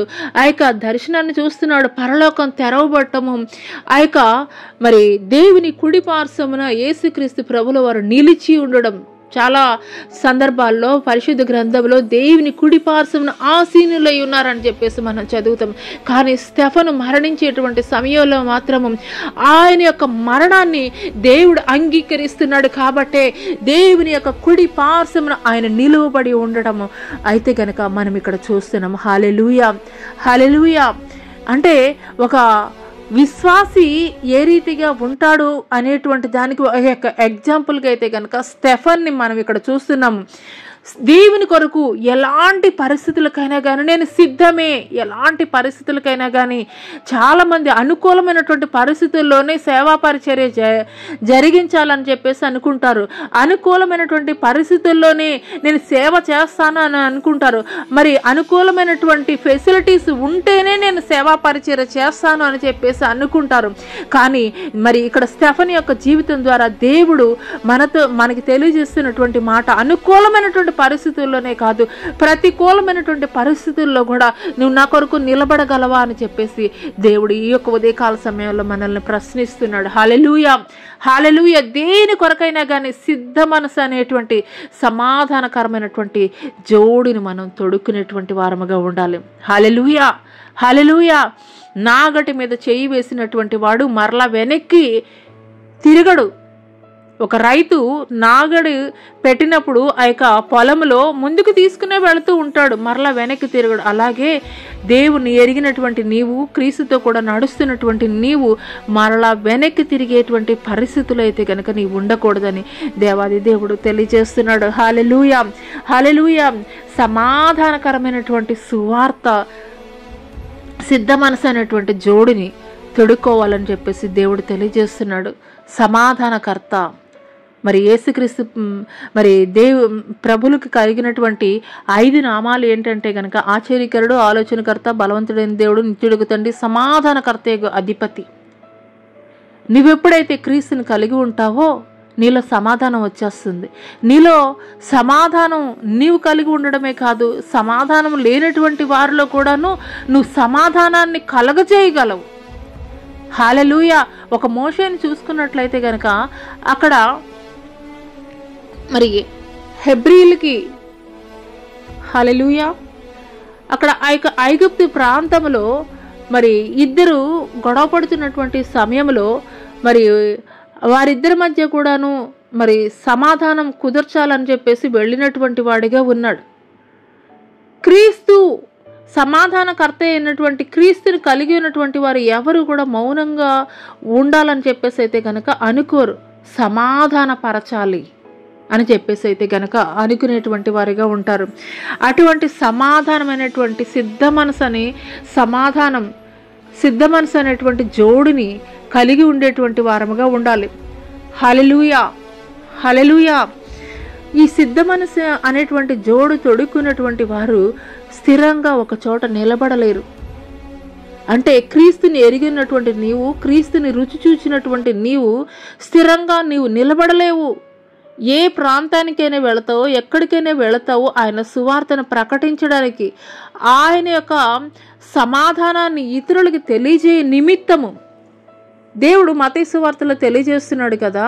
మరి మీరు లోకానికి ఉప్పై ఉన్నారని, అదే రీతిగా మరి దీపం వెలిగించి మంచం కింద అయినను కొంచెం కింద అయినా పెట్టరు కానీ అందరికీ వెలిగించి నిమిత్తము దీపస్తంభం మీదే పెడతారని దేవుడు మరి కొన్ని ఉపమానాలు అయితే కనుక తెలియజేయడం జరిగింది విశ్వాస యొక్క జీవితాన్ని గురించి. అదే రీతిగా సిద్ధ మనసు అనేటువంటి జోడుని కలిగి ఉన్నటువంటి ఏ వ్యక్తి అయినా కానీ వాటిని దాచిపెట్టుకోవాలని చెప్పేసి అనుకోడు. కానీ ఆ యొక్క సిద్ధ మనసు అనేటువంటి జోడు కలిగి ఉన్నటువంటి వ్యక్తి ఖచ్చితంగా ఎక్కడికైనా వెళ్ళాలి, ఎవరితో అయినా మాట్లాడాలి, ఎవరికైనా కానీ దేవుని గురించి సువార్త ప్రకటించాలని చెప్పేసి మరి వారి యొక్క ఆలోచనలు కానీ తలంపులు కానీ ఎప్పుడు కూడా దేవుని సువార్త ప్రకటించాలి అనేటువంటి ఆశ కలిగి ఉండేటువంటి వారుగా ఉంటారు. హల్లెలూయా. 4వ విషయం ఏంటంటే గనక విశ్వాసం అనేటువంటి డాలు, షీల్డ్ ఆఫ్ ఫెయిత్. హల్లెలూయా. విశ్వాసం అనేటువంటి డాల్ని కలిగి ఉండాలి. ఈ యొక్క రోమన్స్ సోల్జర్స్ ఈ యొక్క డాలు ఏంటంటే కనుక వాళ్ళది వుడెన్ది ఉంటుంది. అయితే ఆ యొక్క శత్రువులు ఏం చేసేవాళ్ళు అంటే ఆ యొక్క కాలంలో మరి బాణాలకి అగ్ని ఉంచి ఆ యొక్క అగ్ని బాణాలు వేస్తుండేవాళ్ళు. ఎందుకంటే ఇది వుడెంది కాబట్టి అది కాలిపోయినప్పుడు ఆ యొక్క వ్యక్తిని చంపడానికి అవకాశంగా ఉంటుంది. అందుకోసం వాళ్ళు ఏం చేసేవాళ్ళు అంటే ఆ యొక్క డాల్ని ఎప్పటికప్పుడు నీటితోటి తడుపుకునేటువంటి వారుగా ఉంటారు. అందుకొరకే అపోస్తులుడైనటువంటి పౌలు గారు మరి ఆ యొక్క ఉద్దేశంతో మరి ఈ రీతిగా అయితే కనుక రాయడం జరిగింది. విశ్వాసమైనటువంటి డాల్ని కలిగి ఉండాలి. మరి లేఖనం తెలియజేస్తుంది, విశ్వాసం లేకుండా దేవునికి ఇష్టడై ఉండుట అసాధ్యము అని చెప్పేసి అయితే కనుక లేఖనం తెలియజేస్తుంది. ముఖ్యంగా కావాల్సింది ఏమిటి అని అంటే కనుక విశ్వాసం కలిగి ఉండాలి. ఎందుకొరకనంటే కనుక అపవాది ఎప్పుడు కూడా మనల్ని బ్లేమ్ చేస్తూనే ఉంటాడు. ఫర్ ఎగ్జాంపుల్ చూసుకున్నట్లయితే కనుక యోబు జీవితంలో మరి అపవాదికి మరి దేవునికి జరిగినటువంటి ఆ యొక్క ఛాలెంజ్లో అపవాది మరి టేక్ ఓవర్ చేసుకున్నాడు ఈ యొక్క యోబుని. చేసుకున్నప్పుడు మరి సమస్తాన్ని కూడా కోల్పోయినటువంటి వాడిగా ఉన్నాడు. అటువంటి సమయంలో మరలా ఇంకా ఎవరెవరిని పంపిస్తుంది ఆ యొక్క అపవాది? తన యొక్క ఆయుధాలుగానంటే గనక యోబు యొక్క భార్యను పంపిస్తుంది. యోబు యొక్క భార్య చేయమంటుంది, మరి ఇంత పరిస్థితిలో కూడా నువ్వు దేవుడిని ఎందుకు ప్రేయర్ చేస్తున్నావు, ఆయన తిట్టి చనిపోవచ్చు కదా అని చెప్పినప్పుడు యోబు అంటున్నాడు, మురుకురాల్లాగా నువ్వు మాట్లాడొద్దని చెప్పేసి. మరలా ఆ తర్వాత మరి సాతాను ఏం చేస్తాడు, అతని యొక్క స్నేహితులను కూడా పంపించాడు. స్నేహితులను పంపించి ఆ యొక్క స్నేహితులు ఏమంటున్నారు, రహస్య పాపం ఏదో చేసుంటాడు, అందుకొరకే ఇంత భయంకరమైనటువంటి దుస్థితి ఇతనికి వచ్చిందని చెప్పేసి దూషిస్తూ ఉన్నారు. కానీ యోబు ఎంత చక్కటి విశ్వాసం కలిగి ఉన్నాడు అని అంటే కనుక నా విమోచకుడు సజీవుడు ఎంత రోషం కలిగినటువంటి మాటలు మాట్లాడుతున్నాడు చూడండి. నా విమోచకుడు సజీవుడు, నేను ఈ శరీరంతోటే నా కన్నులారా నేను చూస్తాను, ఆయన భూమి మీద నిలిచిననియు నేను ఎరుగుదును. ఇలాగ నా చర్మం చీకిపోయిన తర్వాత శరీరంతో నేను దేవుని చూచెదను, నా మటుకు నేనే చూచెదను, మరి ఎవరు కాదు, నేనే నా కన్నులారా ఆయన చూచెదను. హల్లెలూయా. అనేక సార్లు సాతాను ఏ రీతిగా ప్రేరేపిస్తాడనంటే గనక మరి ఖచ్చితమైనటువంటి భక్తి చేస్తున్నటువంటి వారిలో కూడాను మరి గత కాలంలో మారు మనసు పొందకపోవడము, వారు చేస్తున్నటువంటి పాపాలని మరి దేవునికి వ్యతిరేకమైనటువంటి కార్యాలని కూడాను వారికి గుర్తు చేస్తూ, నువ్వు ఏ రీతిగా నువ్వు ఎలిజిబుల్ అవుతావు దేవుడి దగ్గర ప్రార్థన చేయడానికి, నువ్వు ఏ రీతిగా మరి నీకు అర్హత ఉన్నది దేవుడి దగ్గర అని చెప్పేసి, లేదంటే కనుక తప్పిపోయినటువంటి కుమారుడు ఏ రీతిగా తన యొక్క పొరపాట్లను గ్రహించుకున్నాడో ఆ రీతిగా గ్రహించుకుని వచ్చేటువంటి వారముగా ఉండాలి. కానీ ఎప్పుడు కూడా అపవాది ఏ రీతిగా ఉంటాడనంటే కనుక అగ్ని బాణాలను వేస్తూనే ఉంటాడు. కాబట్టి విశ్వాసమైనటువంటి డాల్ని మనం కలిగి ఉండాలి. ఎందుకనంటే కనుక హెబ్రీలకు రాసినటువంటి పత్రిక 11వ అధ్యాయంలో చూసుకున్నట్లయితే కనుక అక్కడ విశ్వాస వీరుల యొక్క జాబితా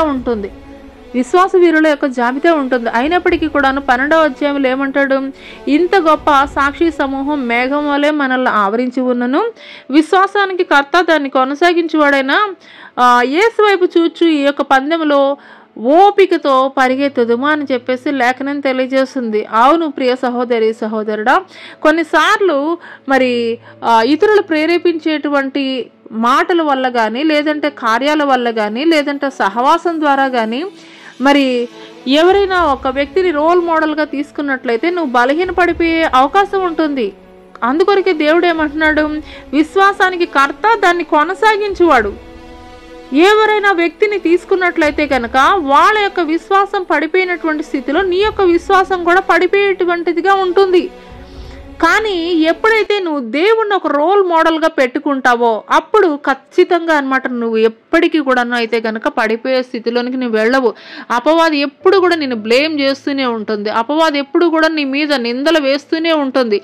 నువ్వెందుకు పనికిరావు, యు ఆర్ యూజ్లెస్ పర్సన్, నువ్వు ఎప్పటికీ కూడాను మరి పైకి రాలేవు, ఇట్లాగ నిన్ను బ్లేమ్ చేస్తూనే ఉంటుంది. ఒక క్రైస్తవుడికి కావాల్సింది ఏంటి, అంతిమం వరకు పోరాడేది ఏంటి అని అంటే గనక ఒక విశ్వాసమైనటువంటి డాలు. ఈ యొక్క డాల్ని కలిగి ఉన్నప్పుడు లాస్ట్ వరకు కూడా ఫైట్ చేయడానికి అవకాశం ఉంటుంది. నూతన నిబంధనలో చూసుకున్నట్లయితే కనుక అనేకమైనటువంటి అద్భుతాలు, ఆశ్చర్య కార్యాలు దేవుడు విశ్వాసం ద్వారానే దేవుడు కార్యాలు జరిగించాడు. కనాను స్త్రీ ఒక ఆమె మరి యేసుక్రీస్తుని వెంబడిస్తున్నటువంటి తరుణంలో యేసుక్రీస్తు ప్రభుల వారు అంటారు, మరి పిల్లలకని తెచ్చినటువంటి రొట్టెల్ని మరి కుక్కలకు వేయమంటావా అని చెప్పేసి అడిగినప్పుడు ఆ యొక్క కనాను స్త్రీ అంటుంది, అయ్యా మరి పిల్లలు రొట్టెలు తినేటప్పుడు బల్ల మీద ఆ యొక్క మొక్కలు పడిపోతుంటాయి కదా, అవి తిని ఏరుకునేటువంటి కుక్క పిల్లలమే మేము అని చెప్పేసి ఎంత తగ్గింపుగానో మరి ఆమె అయితే గనక మాట్లాడుతుంది. ఆమె యొక్క విశ్వాసాన్ని బట్టి దేవుడు ఆమె కుమార్తె యొక్క విషయంలో దేవుడు కార్యం జరిగించాడు. హల్లెలూయా, హల్లెలూయా. అనేకమైనటువంటి అద్భుతమైనటువంటి కార్యాలు దేవుడు చెప్తాడు. ఆవగించంత విశ్వాసం కలిగి ఉన్నప్పటికీ కూడాను ఈ కొండ వెళ్ళి సముద్రంలో పడమంటే పడుతుంది అని చెప్పేసి దేవుడు చెప్తాడు. హల్లెలూయా. విశ్వాసం అనేది ఎప్పుడు కూడాను మనం విడిచిపెట్టుకునేటువంటి వారముగా ఉండకూడదు. అందుకోసమే అపవాది ఎప్పుడు కూడా ఏం చేస్తాడంటే కనుక నీ విశ్వాసం మీదే వాడి టార్గెట్ అంతా కూడా దేని మీద ఉంటుందంటే నీ విశ్వాసం మీదే వాడు టార్గెట్ చేస్తూ ఉంటాడు. నీ వల్ల ఏమవుతుంది, నీ వల్ల కాదు, నువ్వు అసలు ఏం చేయలేవు, నీకు అసలు అంత జ్ఞానం లేదు, నువ్వు అంత నీకు నాలెడ్జ్ లేదు, ఈ టైప్ ఎప్పుడు కూడా మనల్ని బలహీనపరుస్తూనే ఉంటుంది. కానీ ఒక విశ్వాసం ద్వారా నువ్వు ఏ విధమైనటువంటి కార్యాలైనా కానీ నువ్వు చేయగలవు. దేవుడు నీ పక్షంగా జరిగిస్తాడు. నీకు కావాల్సింది ఏంటి ఆయుధము? విశ్వాసం. కాబట్టి ఆ యొక్క డాల్ని అయితే కనుక మనం ఎప్పుడు కూడా విడిచిపెట్టుకునేటువంటి వారముగా ఉండకూడదు. 5వది ఏంటనంటే కనుక రక్షణను శిరస్త్రాణం, హెల్మెట్ ఆఫ్ సాల్వేషన్. హల్లెలూయా. మొదటి తెస్సలోనికీయులకు రాసినటువంటి పత్రిక ఒకసారి చూద్దామండి. హల్లెలూయా, హల్లెలూయా. ఇక్కడ రక్షణను శిరస్త్రాణము అని అంటే కనుక మొదటగా అపవాది కొట్టేది ఎక్కడ అని అంటే కనుక ఆలోచనల్లోనే కొడుతూ ఉంటాడు. ఆలోచనల ద్వారానే కొడుతూ ఉంటాడు. హల్లెలూయా. 2 సమూయేలు గ్రంథం 15వ అధ్యాయం 31వ వచనంలో చూసుకున్నట్లయితే దావీదు యొక్క కుమారుడైనటువంటి అబ్షాలోము దావీదు మీద తన తండ్రి అయినటువంటి దావీదుని ఎదిరించినటువంటి వాడిగా ఉంటాడు. అతనికి సహాయకుడిగా ఎవరున్నారు అని అంటే కనుక అహీతోపేలు యొక్క ఆలోచనల ద్వారా ఈ యొక్క అబ్షాలోము అయితే కనుక తన తండ్రి అయినటువంటి దావీదు మీదకి యుద్ధం చేయడానికి వస్తున్నాడు. అప్పుడు దావీదు ఈ యొక్క విషయాన్ని గ్రహించినటువంటి దావీదు చేసినటువంటి ప్రార్థన ఏంటంటే కనుక అహీతోపేలు యొక్క ఆలోచన చెడగొట్టుము దేవా అని చెప్పేసి ప్రార్థన చేస్తున్నాడు. హల్లెలూయా, హల్లెలూయా. శరీరాశ, నేత్రాశ, జీవపుడంబం ఇవన్నీ కూడా తండ్రి వలన కలిగినవి కాదు, అపవాది సంబంధమైనవి. హల్లెలూయా. కాబట్టి ఇవన్నీ కూడాను మనం జయించాలి అని అంటే కనుక మొట్టమొదట మన ఆలోచనల్ని టార్గెట్ చేస్తుంటాడు అపవాది. ఎప్పుడు కూడా మన యొక్క ఆలోచనల్ని ఒక నష్టం జరిగించాలన్నా లేదంటే ఒక ఫేవర్ చేయాలన్నా కానీ ప్లాన్ స్కెచ్ ఎక్కడ అనంటే కనుక ముందు బ్రెయిన్లోనే ఆలోచన వస్తుంది. ఆలోచన ఏం చేస్తారు? ఇంప్లిమెంట్ చేస్తారు. అది ఒక మంచి కార్యమో అని చెడ్డ కార్యమో అని. క్రైస్తవుడు అనేటువంటి వ్యక్తికి ఎప్పుడు కూడాను వార్ఫేర్ ఏంటి అని అంటే కనుక తలంపుల ద్వారానే యుద్ధం చేస్తూ ఉంటాడు. హల్లెలూయా, హల్లెలూయా. అదే రీతిగా యోహాను రాసినటువంటి పత్రిక 16వ అధ్యాయము 13వ వచనం కనుక మనం చూసుకున్నట్లయితే యోహాను రాసినటువంటి పత్రిక ఒకసారి చూద్దామండి. 16వ అధ్యాయము 13వ వచనం కనుక మనం చూసుకున్నట్లయితే ఆయన అనగా సత్యస్వరూపి అయిన ఆత్మ వచ్చినప్పుడు మిమ్మల్ని మీరు సర్వసత్యములోనికి నడిపించును. ఆయన తనంతట తానే ఏమీ బోధింపక వేటిని వినునో వాటిని బోధించి సంభవింపబో సంగతులను మీకు తెలియజేయను. హల్లెలూయా. రక్షణయను శిరస్త్రాణం. ఇంతవరకు కూడా నువ్వు రక్షణ పొందుకొని ఉండకపోతే కనుక దేవుని రాకడ బహు సమీపంగా ఉన్నదనేటువంటి విషయాన్ని నువ్వు గ్రహించుకో. చుట్టుప్రక్కల జరుగుతున్నటువంటి ప్రతి విషయాన్ని కూడా నువ్వు గమనించు. దేవుడు ఆ యొక్క ఒలీవల కొండ మీద ఏ ఏ సంగతులను బోధించాడో తెలియజేశాడో సమస్తము కూడా నేడు నెరవేర్చబడుతుందంటే కనుక ఆయన గుమ్మములోనే ఉన్నాడు.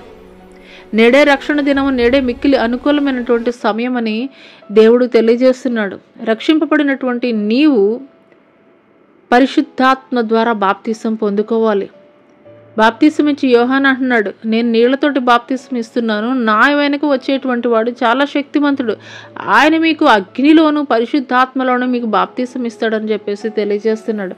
అదే రీతిగా పెంతెకోస్తు అనేటువంటి పండుగ దినాన మరి ఆయన శిష్యులు 10 దినములు వేచి ఉన్నప్పుడు యెరూషలేము మేడగదిలో 10వ దినాన పెంతెకోస్తు పండుగ దినాన వారి పరిశుద్ధాత్మను పొందుకున్నప్పుడు ఆ దినము నుండి కూడాను విస్తృతమైనటువంటి పరిచర్య, సంఘ పునాదులు నిర్మించబడ్డాయి, సంఘ విస్తరణ జరిగింది, సంఘాలను స్థాపించడం జరిగింది. హల్లెలూయా, హల్లెలూయా. అదే రీతిగా రక్షింపబడినటువంటి నీవు నీ యొక్క ఆలోచనలకి, నీ యొక్క తలంపులకి నువ్వెప్పుడు కూడా లాక్ పెట్టుకుని ఉండాలి. హల్లెలూయా. పరిశుద్ధాత్మ దేవుడు యొక్క ఉదయకాల సమయంలో నీతోటి సూటిగా స్పష్టముగా మాట్లాడుతున్నాడు. ఆయనని మనం శిరస్సుగా ధరించుకునేటువంటి వారముగా ఉండాలి. ఆయనలో అవయవములుగా మనం ఉన్నాము. ఆయన నీకు శిరస్సుగా నీవు నీ యొక్క జీవితంలో నీవు కలిగి ఉన్నప్పుడు, లేదంటే నీ యొక్క జీవితంలో నీవు అనుమతించినప్పుడు, అయ్యా నాకు శిరస్సుగా ఉండయ్యా, నా యొక్క ఆలోచనలు వద్దయ్యా, నా యొక్క తలంపులు వద్దయ్యా, నీవు నాకు శిరస్సుగా ఉన్నట్లయితే గనక నేను సమస్తాన్ని కూడా జయించగలను అని నీవు దేవుని యొక్క చిత్తానికి నీవు అనుమతింప చేసినప్పుడు ఖచ్చితంగా నువ్వు ఎటువంటి అపవాది యొక్క తంత్రములని కూడాను నీవైతే గనక ఓడిపోయేటువంటి స్థితిలో ఉండవు. అపవాది తంత్రాలను ఎదిరించగలిగేటువంటి శక్తిని కలిగి ఉంటావు. అపవాది నీ మీద ఏమైనా ప్రయోగించాలి అంటే కనుక ఈ యొక్క రక్షణ అనేటువంటి శిరస్త్రాణం, ఒక వెహికల్ మీద వెళ్తున్నటువంటి వ్యక్తి హెల్మెట్ పెట్టుకున్నప్పుడు ఒకవేళ ఏమైనా యాక్సిడెంట్ జరిగినా కానీ తగిలేటువంటి దెబ్బలు కానీ గాయాలు కానీ కొద్దిపాటిగానే ఉంటాయి. కానీ హెల్మెట్ లేకపోతే కనుక ప్రాణమే పోయేటువంటి పరిస్థితి ఉంటుంది. అదే రీతిగా ఒక విశ్వాసి కలిగి ఉండవలసింది ఏంటంటే కనుక రక్షణ అను శిరస్త్రాణాన్ని కలిగి ఉండాలి. నీకు ఆలోచనలు, తలంపులు సమస్తము కూడా దేవుని చిత్తానికి నువ్వు ఎప్పుడైతే అప్పగించుకుంటావో ఖచ్చితంగా పరిశుద్ధాత్మ దేవుడు ఆయన సర్వసత్యములోనికి నడిపించేటువంటి వాడిగా ఉంటాడు. ఒక మనిషిని సలహా తీసుకున్నారనుకోండి, వారు మిమ్మల్ని కరెక్ట్గా గైడ్ చేయొచ్చు, లేదా రాంగ్గా గైడ్ చేయొచ్చు, లేదా ఒక విషయంలో మిమ్మల్ని గైడ్ చేయొచ్చు, లేదంటే మరొక విషయంలో గైడ్ చేయొచ్చు. సమస్త విషయాలు కూడాను అందరికీ తెలిసే అవకాశం లేదు కదా. కానీ నువ్వెప్పుడైతే నీటి ద్వారా బాప్తిసం పొందుకొని పరిశుద్ధాత్మ ద్వారా కూడా నువ్వు బాప్తిసం కలిగి ఉంటావో, పరిశుద్ధాత్మను నువ్వు పొందుకుంటావో, ఆయన నిన్ను సర్వసత్యంలోనికి నడిపిస్తాడు. ఒక విషయం కాదు, మీ ఆలోచనలకి తలంపులకి కూడా ఆయన కావలిగా ఉంటాడు. హల్లెలూయా. నువ్వు ఎటువైపు వెళ్ళాలి, ఏది రైట్, ఏది రాంగు, ఏమి డెసిషన్ తీసుకోవాలి, ఏమి వదిలివేయాలి అనేటువంటి సమస్త విషయాలు కూడాను ఆయన నీకు బోధించేటువంటి వాడిగా ఉంటాడు. హల్లెలూయా. ఇక్కడ 6వ విషయం కనుక చూసుకున్నట్లయితే కనుక ఆత్మ ఖడ్గం, స్వార్డ్ ఆఫ్ ద సోల్. ఈ లోకంలో చాలా రకాలైనటువంటి ఖడ్గాలు ఉన్నాయి. ఆ ఖడ్గాలు దేనికి ఉపయోగపడతాయి అంటే కొన్ని మన వంటింట్లో ఉపయోగించుకోవడానికి, కొన్ని ఖడ్గాలు యుద్ధంలో ఉపయోగించడానికి, కొన్ని ఖడ్గాలు కొంతమంది దుష్ట కార్యాలు చేయడానికి ఉపయోగించేటువంటి వారుగా ఉంటారు. కానీ ఇక్కడ చెప్తున్నటువంటి ఖడ్గం ఏంటి అని అంటే కనుక ఆత్మ ఖడ్గము. ఈ లోక సంబంధమైనటువంటి ఖడ్గాలు హాని చేయడానికి పనికి వస్తాయేమో కానీ ఈ యొక్క ఆత్మ ఖడ్గాన్ని నువ్వు కలిగి ఉన్నప్పుడు నిన్ను నువ్వు ప్రొటెక్ట్ చేసుకోవడానికి ఇదైతే కనుక పనికి వస్తుంది. హల్లెలూయా. ఈ యొక్క ఆత్మ ఖడ్గాన్ని మనం కలిగి ఉండాలంటే ప్రతి దినము కూడాను మనం పరిశుద్ధ గ్రంథాన్ని మనం చదివేటువంటి వారముగా ఉండాలి. ప్రతి దినము కూడాను మనం పరిశుద్ధ గ్రంథాన్ని మనం చదివేటువంటి వారముగా ఉండాలి. అప్పుడు నీ ఆలోచనలకి నీ తలంపులకి కూడాను ఆయన రక్షణగా ఉండేటువంటి వాడిగా ఉంటాడు. హల్లెలూయా. 2 తిమోతికి రాసినటువంటి పత్రిక 3వ అధ్యాయము 16-17 వచనాలు చూసుకున్నట్లయితే, దైవజనుడు సన్నద్ధుడై ప్రతి సత్కార్యమునకు పూర్ణముగా సిద్ధపడి ఉండినట్లు దైవావేశం వలన కలిగిన ప్రతి లేఖనము ఉపదేశించుటకును, ఖండించుటకును, తప్పుదిద్దుటకును, నీతి అందు శిక్ష వేయుటకును ప్రయోజనకరమై ఉన్నది. హల్లెలూయా. ఒక చర్చిలో ఆ యొక్క దైవజనుడు బైబిల్ చదివి మరి దేవుని యొక్క ప్రేరేపణ మేరకు అక్కడ నిలబడి వాక్యం చెప్తున్నప్పుడు ఆ యొక్క వాక్యము ఖచ్చితంగా వారి హృదయంలోనికి వెళ్ళేటువంటిదిగా ఉంటుంది. వారి హృదయాల్లో ఉన్నటువంటి దేవునికి అయిష్టమైనటువంటి ప్రతి కార్యాలని కూడా వారు సరిచేసుకునేటువంటి వారుగా ఉంటారు. అలా కాకుండా మనుషుల యొక్క మెప్పు పొందేటువంటి రీతిగా అక్కడ నిలబడినటువంటి దైవ సేవకుడు వాక్యం చెబుతున్నట్లయితే కనుక మనుషుల యొక్క మెప్పు పొందుకోవచ్చేమో కానీ వారిలో ఆత్మ కార్యమైతే గనక జరగదు. అందుకొరకే మరి అపోస్తలుడైనటువంటి పౌలు గారు తిమోతికి రాసినటువంటి 2వ పత్రికలో తెలియజేస్తున్నాడు, దైవజనుడు సన్నద్ధుడై ప్రతి సత్కార్యమునకు పూర్ణముగా సిద్ధపడి, అంటే మంచి కార్యం చేయడానికి పూర్ణంగా సిద్ధపడి ఉండినట్లు దైవావేశం వలన కలిగిన ప్రతి లేఖనము ఉపదేశించుటకును, ఖండించుటకును, తప్పుదిద్దుటకును, నీతి యందు శిక్ష వేయుటకును ప్రయోజనకరమై ఉన్నది. దైవావేశం వలన కలిగిన మరి ఆ యొక్క మెసేజ్ ఎలా ఉంటుంది అని అంటే కనుక మనుషులు ఏమనుకుంటారో, నేను ఇలా మాట్లాడితే వాళ్ళు ఫీల్ అవుతారేమో, నేను ఇలా మాట్లాడితే ఇంకొకసారి మందిరానికి రారేమో, నేను ఇలా మాట్లాడితే వాళ్ళు ఇచ్చేటువంటి కానుకలు ఇవ్వరేమో అనేటువంటి ఈ యొక్క ఆలోచన ఉండదు. ఎప్పుడైతే ఒక దైవ సేవకుడు దైవావేశం వలన అక్కడ నిలబడి మాట్లాడుతూ ఉంటాడో ఆ యొక్క నిలబడినటువంటి వ్యక్తి ఏ రీతిగా తన యొక్క బోధ ఉంటుంది అని అంటే కనుక ఖండిస్తూ ఉంటాడు. తప్పు చేస్తే కనుక దాన్ని దిద్దడానికి మరి అతను ప్రయత్నిస్తూ ఉంటాడు. మరి నీతి యందు శిక్ష వేయడానికి కూడాను ప్రయోజనకరమై ఉంటుంది. ఎప్పుడు అని అంటే కనుక దైవావేశం ద్వారా ఒక దైవ సేవకుడు తన బోధ చేస్తున్నప్పుడు ఇవన్నీ కూడా చేయగలడు. హల్లెలూయా. అదే రీతిగా మరి హెబ్రీలకు రాసినటువంటి పత్రిక ఒకసారి చూద్దామండి. హెబ్రీలకు రాసినటువంటి పత్రిక 4వ అధ్యాయము, హెబ్రీలకు రాసినటువంటి పత్రిక 4వ అధ్యాయము 12వ వచనం కనుక ఒకసారి చూసుకున్నట్లయితే, ఎందుకనగా దేవుని వాక్యము సజీవమై బలము గలదై రెండంచులు గల ఎటువంటి ఖడ్గము కంటను వాడిగా ఉండి ప్రాణాత్మలను, కీళ్లను, మూలుగను విభజించునంత మట్టుకు దూరును, హృదయం యొక్క తలంపులను, ఆలోచనలను శోధించుచున్నది. ఈ యొక్క దేవుని వాక్యము ఆత్మ ఖడ్గము ఏ రీతిగా ఉంటుంది అని అంటే కనుక 2 అంచులు కలిగినటువంటి ఖడ్గముగా ఉంటుంది.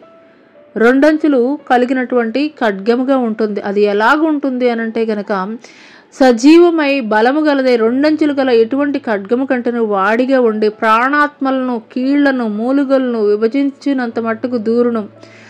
అంటే శరీరాన్ని, ఆత్మని కూడా విభజిస్తూ ఉంటుంది. హల్లెలూయా, హల్లెలూయా. మరి 3వ విషయం ఏంటి అని అంటే కనుక ఈ యొక్క ఆత్మ ఖడ్గం ద్వారా కలిగేటువంటి ప్రయోజనం ఏంటి అని అంటే కనుక కొరింథీయులకు రాసినటువంటి 2వ పత్రిక ఒకసారి చూద్దామండి. కొరింథీయులకు రాసినటువంటి 2వ పత్రిక 10వ అధ్యాయము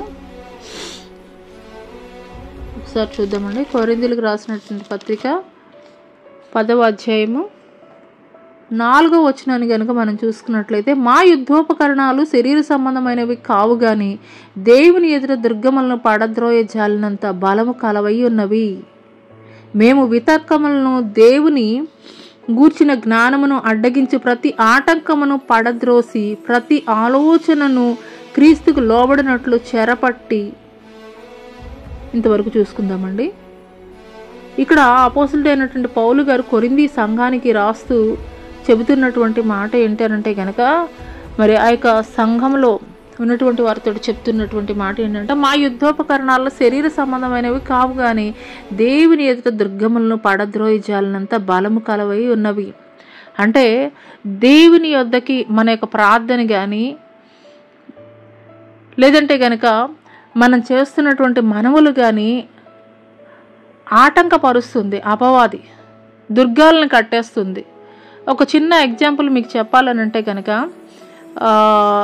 మరి దానియేలు ప్రార్థన చేస్తున్నాడు. దానియేలు ప్రార్థన చేస్తున్నటువంటి క్రమంలో మరి గాబ్రియేలు దూత అయితే కనుక వర్తమానం తీసుకుని వస్తుంది. వర్తమానం తీసుకొస్తున్నటువంటి క్రమంలో అపవాది అయితే కనుక ఆటంకపరుస్తున్నటువంటి క్రమంలో అప్పుడు దేవుడు ఏం చేస్తాడనంటే కనుక మిఖాయేలు దూతనైతే కనుక పంపించారు. మిఖాయేలు దూతని పంపించి అతనిని ఓడించినప్పుడు అప్పుడు ఆ యొక్క గాబ్రియేలు దూత దానియేలు యొద్దకు రావడం జరిగింది. హల్లెలూయా. ఎందుకు అంత సమయం పట్టింది అనంటే కనుక అపవాది గాబ్రియేలు దూత దానియేలు యొద్దకు రాకుండా ఆటంకపరుస్తుంది. హల్లెలూయా, హల్లెలూయా. అనేక సార్లు మన జీవితాల్లో కూడాను మనం చేసేటువంటి ప్రార్థన విన్నపాలు మరి దేవుని యొద్దకు చేరకుండా అపవాది దుర్గాలను కట్టేస్తుంటుంది. ఆ యొక్క దుర్గాలని పడద్రోయాలి అని అంటే కనుక నీకు శారీరక సంబంధమైనటువంటి యుద్ధోపకరణాలు నువ్వు ధరించుకుంటే వాటిని నువ్వు పడద్రోయలేవు. అందుకొరకే మరి అపోస్తలుడైనటువంటి పౌలు గారు చెప్తున్నాడు, దేవుని యొక్క దుర్గములను పడద్రోయ జాలంత బలము కలవై ఉన్నవి. మేము వితర్కములను దేవుని గురించిన జ్ఞానమును అడ్డగించి ప్రతి ఆటంకమును పడద్రోసి ప్రతి ఆలోచనను క్రీస్తుకు లోబడినట్లు చెరపట్టి. చాలాసార్లు దేవుని వాక్యం మన కరెక్ట్ వేలో వెళుతుంటే రాంగ్ డైరెక్షన్లో కూడా కొంతమంది నేను గైడ్ చేసేటువంటి వాళ్ళు ఉంటారు. కానీ ఇక్కడ పౌలు గారు చెప్తున్నారు, ప్రతి వితర్కాలని దేవుని గురించిన జ్ఞానమును అడ్డగించి ప్రతి ఆటంకమును పడద్రోసి ప్రతి ఆలోచనను క్రీస్తుకు లోబడినట్లు చెరపట్టి. హల్లెలూయా, హల్లెలూయా. దేవునికి మార్గంలో కరెక్ట్గా వెళుతున్నటువంటి నిన్ను రాంగ్ డైరెక్షన్లో పంపేటువంటి ప్రతి ఒక్క ఆలోచనని కూడాను ఏం చేస్తుందని తెలియజేస్తున్నాడు, చెరపట్టి క్రీస్తుకు లోబడేటట్లుగా అయితే కనుక చేస్తుంది మా యొక్క యుద్ధోపకరణాలు అని చెప్పేసి అపోస్తలుడైనటువంటి పౌలు గారు తెలియజేస్తున్నాడు. హల్లెలూయా, హల్లెలూయా. చాలాసార్లు మన జీవితాల్లో ప్రార్థనకి మరి చాలా గంటల తరబడి ప్రార్థన చేస్తుంటారు, ఉపవాసం ఉండి ప్రార్థన చేస్తూ ఉంటారు. కానీ ప్రార్థనా శక్తిని ఆత్మ ఖడ్గాన్ని అయితే కనుక వారు ధరించుకుని లేనప్పుడు ఎంత ప్రార్థన చేసినా కానీ వ్యర్థమే. నోటి మాటల ద్వారా చేసేటువంటి ప్రతి ప్రార్థన కూడా వ్యర్థమైనటువంటి ప్రార్థనే. నువ్వు ఎప్పుడైతే ఆత్మ ఖడ్గాన్ని నువ్వు కలిగి ఉంటావో నువ్వు చేసే ప్రతి ప్రార్థన కూడాను అది దేవుని యొద్దకు చేరేటువంటిదిగా ఉంటుంది.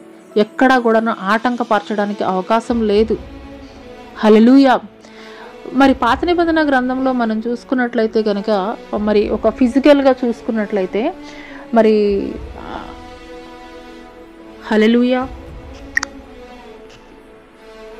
హల్లెలూయా. ఎరికో కోట గోడలు వారికి అడ్డం వచ్చినప్పుడు వారు దేవునికి ప్రార్థన చేసినప్పుడు దేవుడు చెప్తున్నాడు, మీరు 7 రోజులు 7 సార్లు తిరగండి, 7వ రోజున 7వ సారి మరి స్తుతులు గట్టిగా మీరు కేకలు వేస్తూ స్తుతులు చెల్లిస్తూ మీరు ఆ యొక్క ఎరికో కోటగోడ చుట్టూ తిరిగినప్పుడు అవి కూలిపోతాయని దేవుడు తెలియజేసినప్పుడు అదే రీతిగా వారు తిరిగినప్పుడు ఆ యొక్క కోటగోడలు ఏ రీతిగా ఉంటాయనంటే కనుక మరి 2 వైపుల నుండి కూడాను రథాలు వెళ్ళడానికి అవకాశం ఉండేటువంటి మరి అంత పెద్ద వెడల్పైనటువంటి గోడలు, పటిష్టమైనటువంటి గోడలు. కానీ ఎప్పుడైతే వాళ్ళు స్తుతులు చెల్లిస్తూ ఉన్నారో ఆ యొక్క కోట గోడలు కుప్ప కూలిపోయినట్లుగా మరి లేఖనం తెలియజేస్తుంది. హల్లెలూయా, హల్లెలూయా. అది కంటికి ఎదురుగా కనిపిస్తుంది కాబట్టి మరి ఎరికో కోటగోడలు వాళ్ళు స్తుతిస్తున్నప్పుడు కోటగోడలు కూలిపోయినాయి అని మనం చెప్పాం. అదే రీతిగా పౌలు శీలలో చెరసాల్లో ఉన్నప్పుడు వాళ్ళు స్తుతిస్తున్నప్పుడు ఆ యొక్క చెరసాల యొక్క గుమ్మములు పునాదులు కదిలించబడ్డాయి, వారి యొక్క బంధకాలు విడిపోయినాయి అని చెప్పేసి మనం చదువుకుంటున్నాము. అదే రీతిగా పేతురు చెరసాలలో వేసినప్పుడు సంఘం అంతా అత్యాసక్తితో ప్రార్థన చేసినప్పుడు మరి దేవుని దూత ఆ యొక్క చెరసాలలో నుండి మరి ఇక పేతురుని బయటికి తీసుకుని వచ్చినట్లుగా అయితే కనుక మనం చూస్తున్నాం. ఇవన్నీ ప్రత్యక్షంగా కనిపిస్తున్నాయి. కానీ మరి ఇన్విజిబుల్గా కనిపించినటువంటి కోటగోడలు కూడాను అపవాది కడుతూ ఉంటాడు. నీ యొక్క ప్రార్థన దేవుని సన్నిధికి చేరకుండా, లేదంటే నువ్వు చేసేటువంటి ప్రతి కార్యము కూడా నెరవేర్చబడకుండా ఆటంకాలు చేస్తూనే ఉంటాడు. కానీ వాటన్నిటిని జయించాలి అనంటే కనుక నువ్వు కలిగి ఉండవలసింది ఏంటి అనంటే కనుక ఆత్మ ఖడ్గాన్ని నువ్వు కలిగి ఉండాలి. కలిగి ఉన్నప్పుడు ప్రతి విధమైనటువంటి అపవాది తంత్రాలను ఎదిరించడానికి కావలసినటువంటి శక్తిని దేవుడు నీకు దయచేసేటువంటి వాడిగా ఉంటాడు. హల్లెలూయా. ఈ యొక్క ఉదయకాల సమయంలో మరి వసంతకాలమున రాజులు యుద్ధానికి వెళ్ళవలసినటువంటి సమయంలో దావీదైతే గనుక అతని సైన్యాధిపతిని పంపించి ఇంటి వద్దనే యెరూషలేములోనే ఉన్నట్లుగా అయితే గనుక మనం లేఖనం చదువుకున్నాము.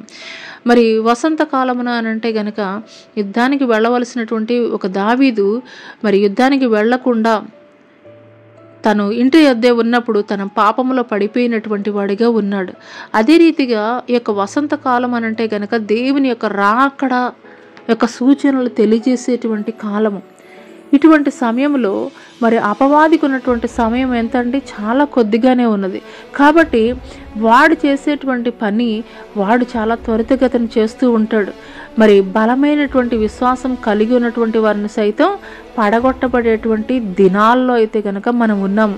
నేను స్ట్రాంగ్గా ఉన్నాను, నేను ఏమాత్రం కూడా మరి దేవుడి నుండి మరి సపరేట్గా అవ్వడానికి ఏమాత్రం అవకాశం లేదు, నేను ఇంత భక్తిపరుని ఇంత భక్తిపరురాలని అనుకోవడానికి లేదండి. ఆడి టార్గెట్ అంతా ఏంటనంటే కనుక స్థిరంగా న్యాయం స్ట్రాంగ్ అని చెప్పేసి ఎవరైతే ఉంటారో ఆ యొక్క స్ట్రాంగ్ అనే వాళ్ళని పడగొట్టడానికి వాడి ప్రయత్నాలు చేయవలసినటువంటి అన్నీ కూడా వాడు చేస్తూ ఉంటాడు. కాబట్టి మరి ఈ యొక్క అంత్యకాల దినాల్లో ఆయన యొక్క రాకడ సమయంలో మరి ఇంతవరకు కూడా నీ యొక్క భక్తిని నీ యొక్క విశ్వాసాన్ని నువ్వు కాపాడుకున్నావు. కానీ ఇప్పుడు అసలు సిసలైనటువంటి ఇప్పుడు ఒక ఆర్మీ సోల్జర్ని కనుక మనం చూసుకున్నట్లయితే కనుక వారు ట్రైనింగ్ పొందుకుంటారు, కఠినమైనటువంటి ట్రైనింగ్ పొందుకుంటారు. మరి ఒక యుద్ధం వస్తుంది అనంటే కనుక వాళ్ళు ఏం చేస్తారు, అంతకుముందు ఉన్న దానికంటే కూడాను ఎక్కువగా వాళ్ళు అలర్ట్గా ఉంటారు. అదే రీతిగా మరి దేవుని యొక్క రాకడ బహు సమీపముగా ఉన్నదని సూచనలు అన్నీ కూడా మనం చూస్తున్నటువంటి క్రమంలో నిర్లక్ష్య స్వభావంతో ఉండడానికైతే కనుక వీల్లేదు. సర్వాంగ కవచాలు, దేవుడిచ్చేటువంటి సర్వాంగ కవచాలను మనం ధరించుకునేటువంటి వారముగా ఉండాలి. మరి అవి ఏంటనేది మరి ఒకసారి చూసుకుందాము. ఒకటి వచ్చేసి సత్యమైనటువంటి దట్టి, బెల్ట్ ఆఫ్ ట్రూత్. రెండోది నీతి అని మైమరు, బ్రెస్ట్ ప్లేట్ ఆఫ్ రైచియస్నెస్. మూడవది సిద్ధ మనసు అనేటువంటి జోడు, shoes of the gospel of piece.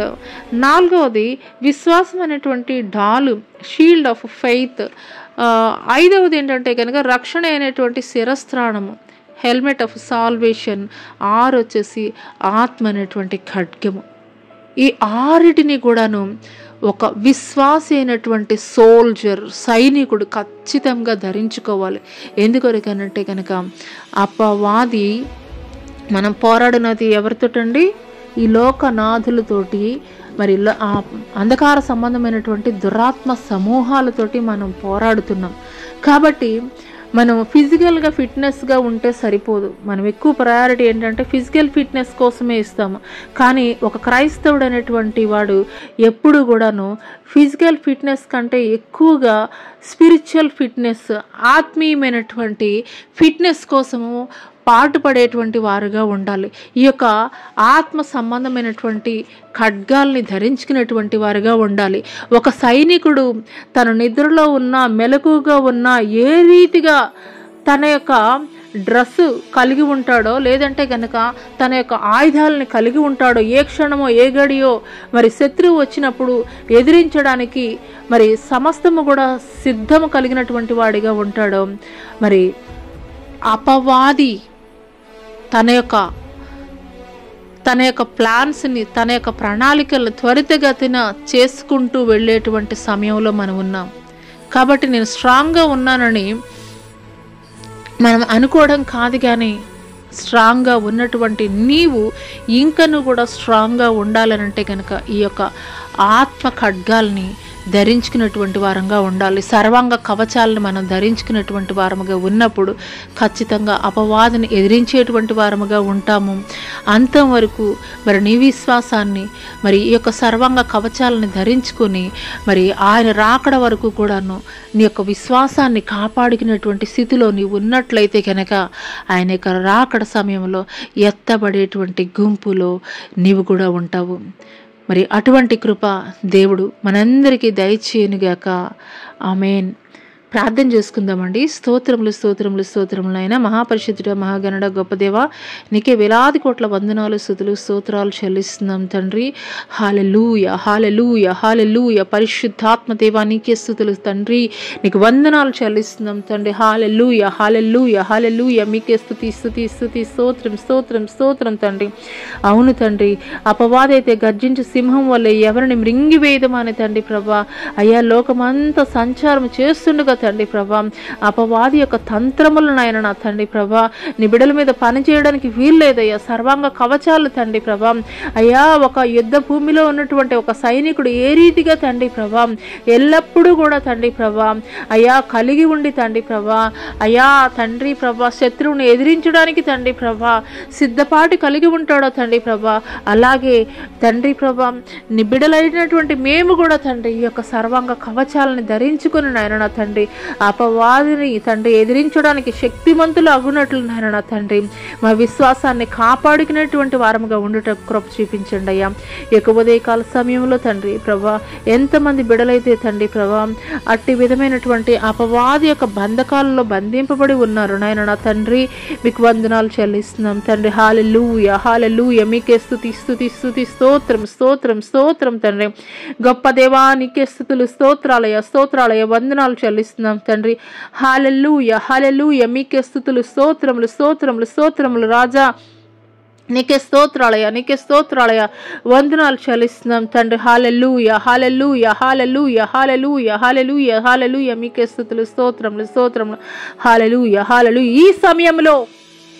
ఈ సమయంలో రూపకళ అనేటువంటి సహోదరితో నేను మాట్లాడుచున్నాను. ఈ సమయంలో రూపకళ అనేటువంటి సహోదరితో నేను మాట్లాడుచున్నాను. నా కుమార్తె రూపకళ, నేను నీతో మాట్లాడుచున్నాను. నా కుమార్తె రూపకళ, నేను నీతో మాట్లాడుచున్నాను. ప్రతి విధమైనటువంటి సంశయాలని విడిచిపెట్టు నా కుమార్తె, ప్రతి విధమైనటువంటి సంశయాలని విడిచిపెట్టు నా కుమార్తె. నీ తండ్రిని నేను నీకు తోడుగా ఉన్నాను. నిన్ను విడవను ఎడబాయను నా కుమార్తె. ప్రతి విధమైనటువంటి సంశయాలను విడిచిపెట్టు. నీ పట్ల నా చిత్తము నేను నెరవేర్చెదను. నిశ్చయముగా నీ పట్ల నా చిత్తాన్ని నేను నెరవేర్చెదను నా కుమార్తె. ప్రతి విధమైనటువంటి సంశయాలని విడిచిపెట్టు. హల్లెలూయా హల్లెలూయా హల్లెలూయా హల్లెలూయా హల్లెలూయా హల్లెలూయా. మీకే స్తుతి స్తుతి స్తుతి, స్తోత్రం స్తోత్రం స్తోత్రం తండ్రి, స్తోత్రం తండ్రి. మీకే స్తుతులు, స్తోత్రాలయం. హల్లెలూయా హల్లెలూయా హల్లెలూయా. ఈ సమయంలో సహోదరి రాణి కెజియాతో నేను మాట్లాడుచున్నాను.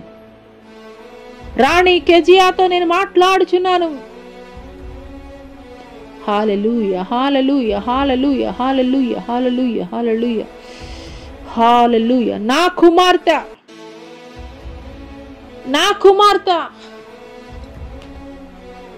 కుమార్తె లోక సంబంధమైనటువంటి ప్రతి వ్యర్థమైనటువంటి కార్యములను విడిచిపెట్టు నా కుమార్తె. లోక సంబంధమైనటువంటి వ్యర్థమైన ప్రతి కార్యములను విడిచిపెట్టు నా కుమార్తె. హల్లెలూయా హల్లెలూయా హల్లెలూయా. మీకే స్తుతులు స్తుతులు స్తుతులు, స్తోత్రములు స్తోత్రములు స్తోత్రములు తండ్రి. గొప్ప దేవానికి స్తుతులు, స్తోత్రాలయ స్తోత్రాలయ. హల్లెలూయా హల్లెలూయా హల్లెలూయా హల్లెలూయా హల్లెలూయా హల్లెలూయా హల్లెలూయా హల్లెలూయా, హల్లెలూయా, హల్లెలూయా, హల్లెలూయా. ఇదిగో నేను గుమ్మం యొద్ద నిలవబడి ఉన్నాను. ఇదిగో నేను గుమ్మం యొద్ద నిలవబడి ఉన్నాను. సిద్ధపడు మా సంగమా, సంగమా సిద్ధపడు. నా రాకడ కొరకై వేచి ఉండు మా సంగమా, నా రాకడ కొరకై వేచి ఉండు మా సంగమా.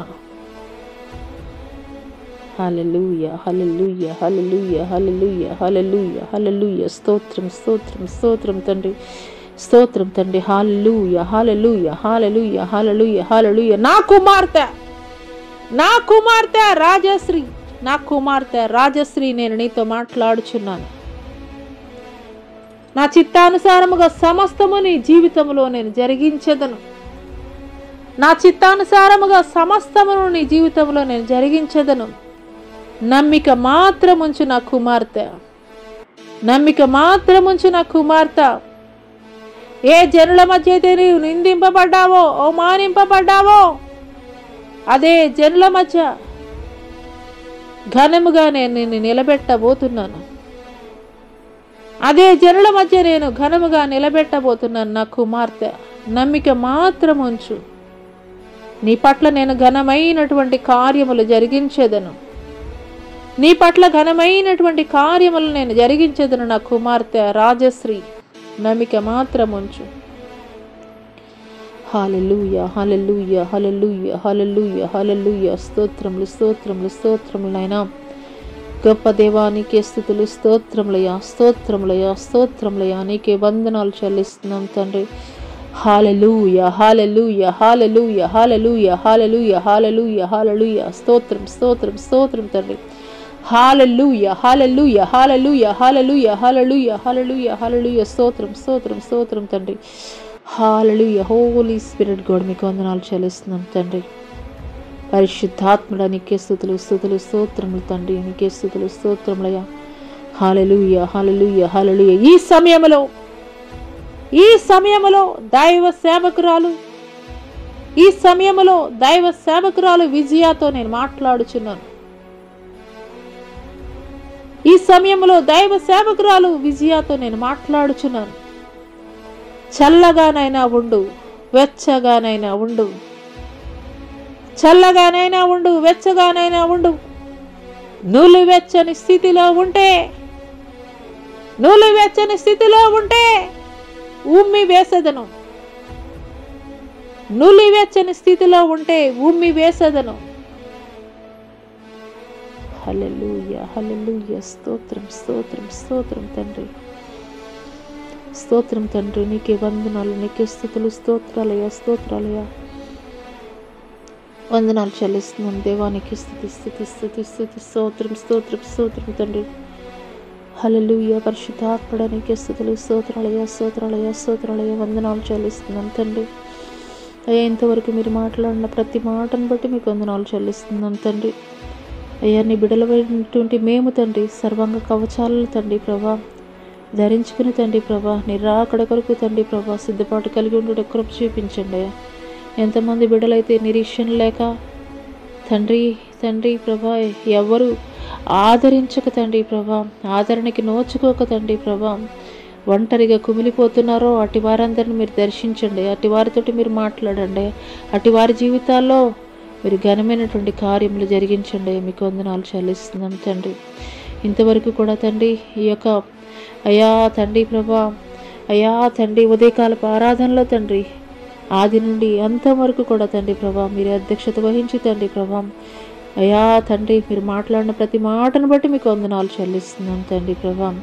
అయ్యా అయ్యా మీకే తండ్రి మీకు వందనాలు చెల్లిస్తున్నాం తండ్రి. మీరు అక్కడ ఆలస్యమైతే మీ చిత్తమైతే మరి ఒకసారి తండ్రి అయ్యా తండ్రి అయ్యా నిన్ను మహింపరచడానికి ఘనపరచడానికి కృప చూపించమని నజరుడైన యేసు అతి పుణ్య పరిశుద్ధనామములో అడిగి వేడుకొనుచున్నాము తండ్రి. ఆమేన్. తండ్రి అయినటువంటి దేవుని దయ, కుమారుడైనటువంటి యేసుక్రీస్తు వారి యొక్క కృప, పరిశుద్ధాత్మ యొక్క అన్యోన్య సహవాసమైన సన్నిధి ఈ భూలోకంలో ఉన్న సకల పరిశుద్ధులకి ఈ యొక్క సామాజిక మాధ్యమం ద్వారా ఎంతమంది బిడ్డలైతే ఏకీపిస్తున్నారో వారి జీవితాల్లో దేవుడు నూతనమైనటువంటి కార్యములు జరిగించును గాక. ఆమేన్. యేసు రక్తమే జయము, శిల రక్తమే జయము, అపవాది కార్యములు అనంత నాశనం ప్రభు యేసునకు సంపూర్ణ విజయం కలిగిన గాక. ఆమేన్. ప్రైజ్లాడండి. అందరికీ దేవుని నామం పేరిట వందనాలు తెలియజేస్తున్నాను. దేవుడు మిమ్మల్ని మీ కుటుంబాలని దీవించును గాక. ఆమేన్.